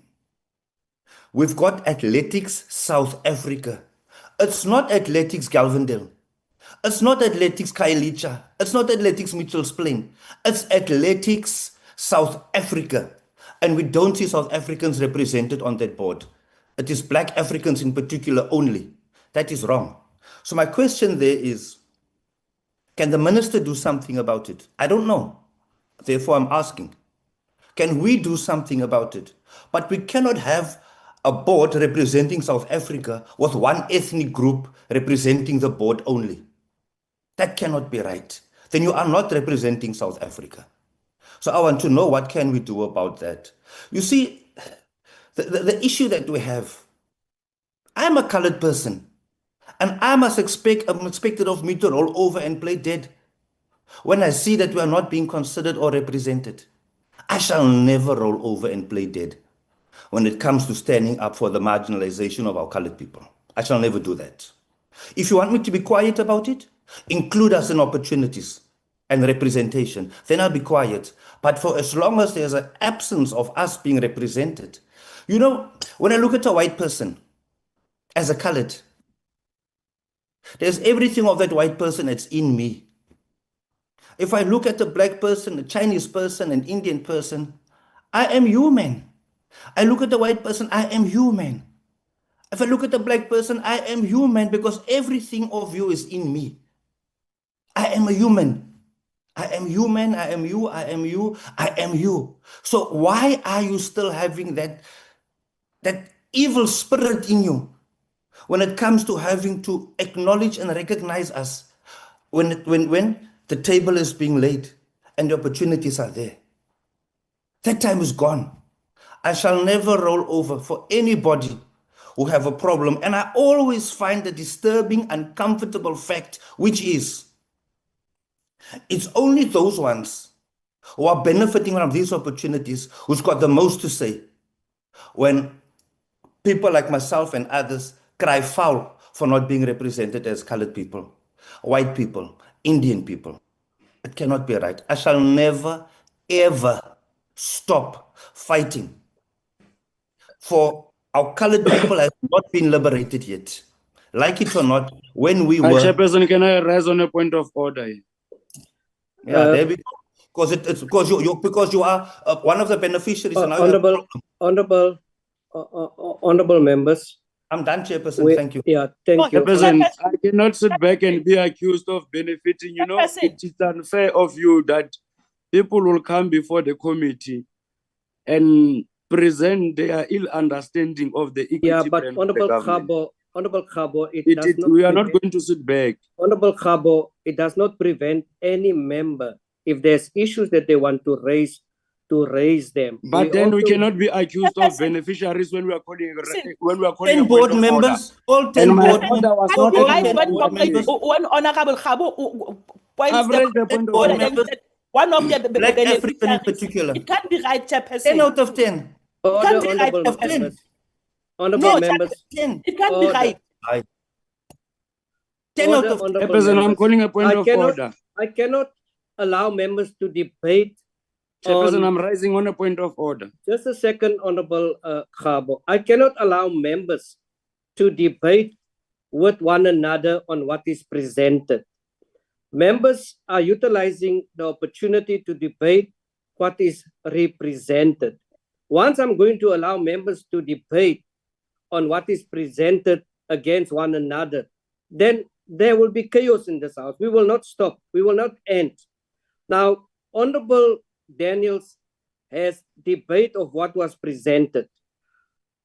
In reaction to that, Honorable Khabo has reacted to that. I was not reacting, no, Chairperson, I was not reacting to a statement. It's just that you decided to be a prophet in the process. You could have listened to my order. Just give me an opportunity. I was not rising, but don't misinterpret me. I was not reacting to a statement. I was calling an order. No, I never said mine. When Honorable Khabo had an opportunity, he responded to the presentation and also react to what the Honorable Daniels has said. So I have given Honorable Daniels an opportunity again.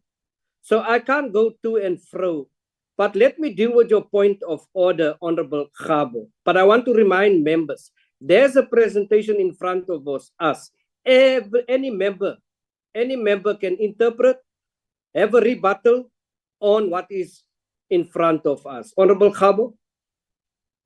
Chairperson, I am rising on a point of order. Honorable Mellon, when he started himself, he said that he's not going to take anything more than 3 minutes.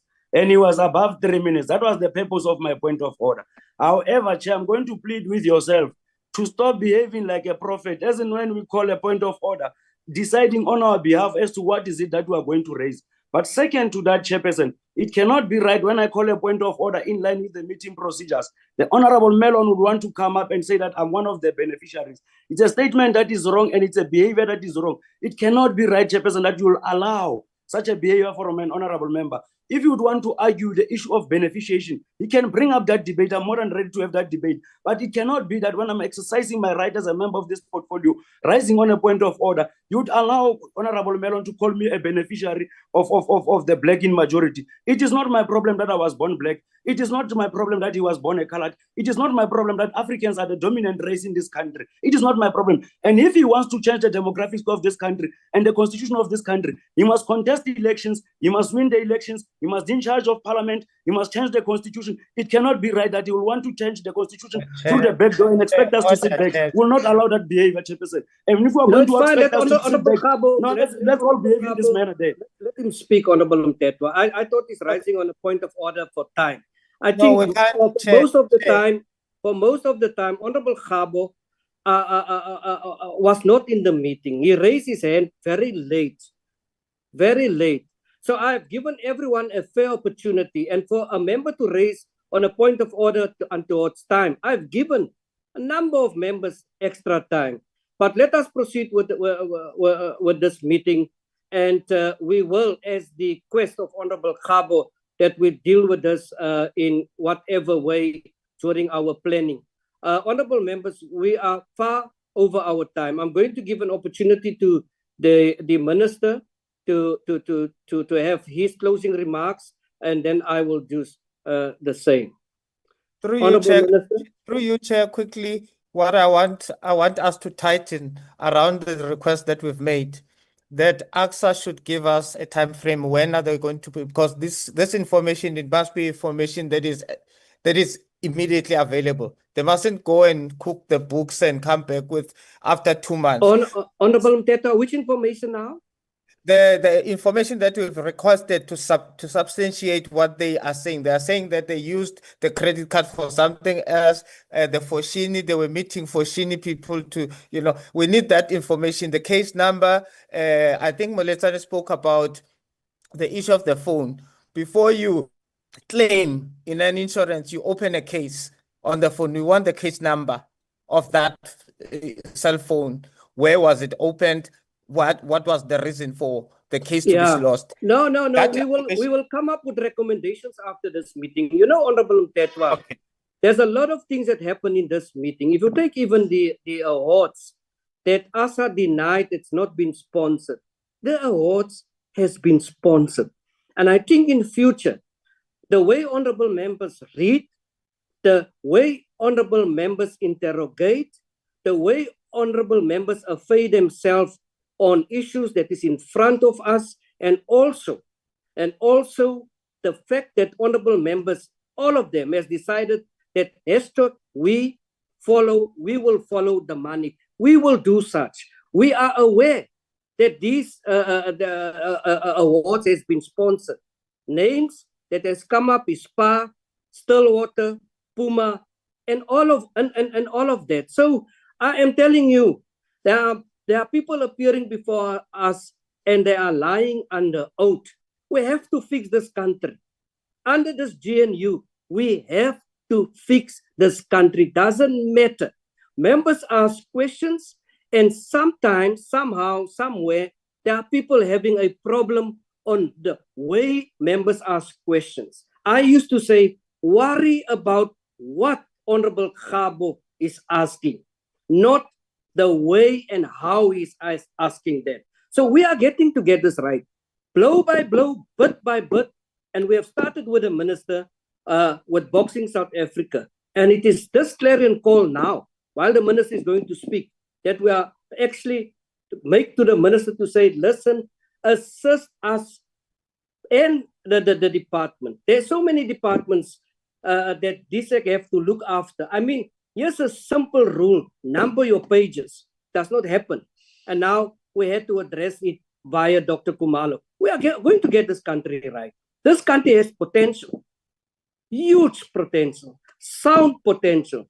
And we cannot have individuals that, with the questions that has been asked, there is reason behind that to see how the links go, where the money go, and how the money has been spent in this particular entity that seems to be, I'm not saying it is the case, that seems to be used as a milking cow in the past. We are going to get it right, and members should not be shy to do what is best for this country. And it's all these other small things that we have to solve in whatever way in the planning meeting, so that we can go forward and take this entities forward, this department forward, together with the minister. That's all we want to see. How many successes that we have during the past months? Too many. In all spheres and sporting codes. There are so many successes, it's untrue. But that successes must be matched with good governance, and it's not what we are seeing here with Athletics South Africa. Minister, you have the floor. Thank you very much, Chair. Am I audible, Chair? Yes, Minister, please proceed.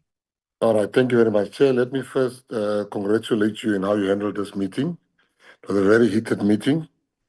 And Chair, I want to ask your indulgence to ask one question from Athletics South Africa, and then I'll make my closing remark. I will not be long, Chair. I just want to ask Athletics South Africa, when they flight the Comrades Marathon, are they getting paid broadcasting rights? Do they sell that rights, the broadcasting rights? A simple yes or a no will suffice. Yes. Yes, we do have. We've got What the Comrade Marathon is part of our broadcasting package, and then it's divided into the 5 marathons there, where Comrade Marathon is part of it. Minister. How much is that amount? 11 million? Yeah, it's 11 million for the whole Right. package. How much does Comrades Marathon, do you give the Comrades Marathon of that money? So, sorry, Minister? How much do you give Comrades Marathon, the organizers of the Comrades Marathon, part of that money that you get? We don't give them anything, Minister. You think that is right? It's not right, Minister. I agree, but with the broadcasting rights, including our constitution, there's a lot of things that are interesting there. But I think we're going to look into that as well, Minister. You can't have the Comrades winner getting less than R1 million. You get 11 million. Sponsors give up to 50 million. But I don't want to belabor the point here. I just needed to make sure it is true what I've heard. Thank you very much for your answer. Chairperson, in as far as the issue is concerned of the tavern, there's no meeting that can be held in a tavern. The music is so loud in a tavern. How do we listen? How do we hear each other in a tavern? Who has a meeting in a tavern? People are dancing. Then the issue of Norman Goodfellas. You know, we are on this drive to get sponsorship. Athletics South Africa, you couldn't take the athletes to Peru. You know how bad does this look? That we even having this discussion, and I must thank the portfolio committee. You have no business. Hockey South Africa, and some of the runners in different sporting codes, some of them pay for themselves. And then they hear the management, the body responsible for looking after them, is buying stuff at the tavern. We will be forensically investigating that. On top of the answers that the portfolio committee has asked, I will have a full forensic audit with immediate effect. Because If I go tomorrow and ask people to give ASA money, which I've done in the past, I've raised millions for you already. I picked up a phone and I raised millions for Athletics South Africa. But now I hear these things of taverns. It can't be right. There's no excuse. And don't lie to the committee. I hope everything that has been said here is the truth. That is, let's leave it at that because we will investigate that. It is really, really, it's shameful, man. Just the mere fact, Honorable Chairperson, that we're having a discussion, that an association that is carrying the hopes that should have healthy living. Which artists are those? And that artists, we must get a statement from them that says he wants alcohol. Can't you get artists that are healthy? Can't they understand? Chairperson, let's wait for investigation. Then, lastly, Chairperson, with your indulgence, I must just put this issue to rest because it's not the first time it's coming up, Honorable Khabo is right that it's not his fault that he's born African or black. So he mustn't make it his business. He says if we as colored people are fighting for ourselves. He talks about the Constitution. Nobody's trying to change the Constitution. The Constitution is clear. This Constitution that was written by the leaders of his party is very clear. It says the people shall be treated equally. And it makes provision that certain quotas should be met, certain percentages. There's 10-0, not 1. So if he wants us as colored people to say nothing, he's taking a big chance. We'll never say nothing. He further makes and say we should win elections. That's exactly what we're doing. We are winning elections. Go check the by-elections. Go check how many seats we have. We are winning elections for this specific reason. There's nothing wrong in standing up for your people. And the colored people don't get jobs. They're not represented here. If you want us to say nothing, I can't sit here and say nothing. Thank you very much, Chair. Thank you so much. Thank you so much, honorable members. And I just wrap up and summarize some of the issues. I again want to thank the professional staff for their role that they have played in getting all of this together. I want to thank the Athletics South Africa for attending this meeting. And I want to wish you well for the plans that you have for our athletes. I would like to thank you for the responses pertaining to infrastructure, the request also from committee members, which has now been supported by the Minister for a forensic audit. And I think it will be the best way forward so that we can raise the concerns raised by the honorable members, each and every one, as far as the accountability is concerned, and also the issue around mismanagement of funds is concerned. If this is the way we are going forward with the department, with the ministry, with the executive authority, and us as members, really, because at the end of the day, this is not about us against the department or us against the executive of us against us. It is us as a portfolio committee, as legislature, to do our oversight and towards the entities who receive money. And it's now also revealed, and we don't know how much money has been received during the Comrades Marathon. So this must also forms part of a question to the entity that is in front of us. There are concerns raised pertaining to the assigning of tasks within the Athletics South Africa, and committee members have raised these issues, and we also have asked that deadlines be set to address these issues, and I believe that the professional staff will deal with that. And we have to, in terms of what has happened, call for the necessary actions. And I want to encourage members for taking responsibility, because this is not for us as individuals, it is for the country. I want to express gratitude for an open discussion and open collaboration. Some of the issues that has also been raised was for the Athletics South Africa to prioritize appointments and the payments of athletes. Even now there's a court case, we have to see. And as a matter of fact, I think one of the members has been co-opted as an additional member that was part and parcel of that particular event.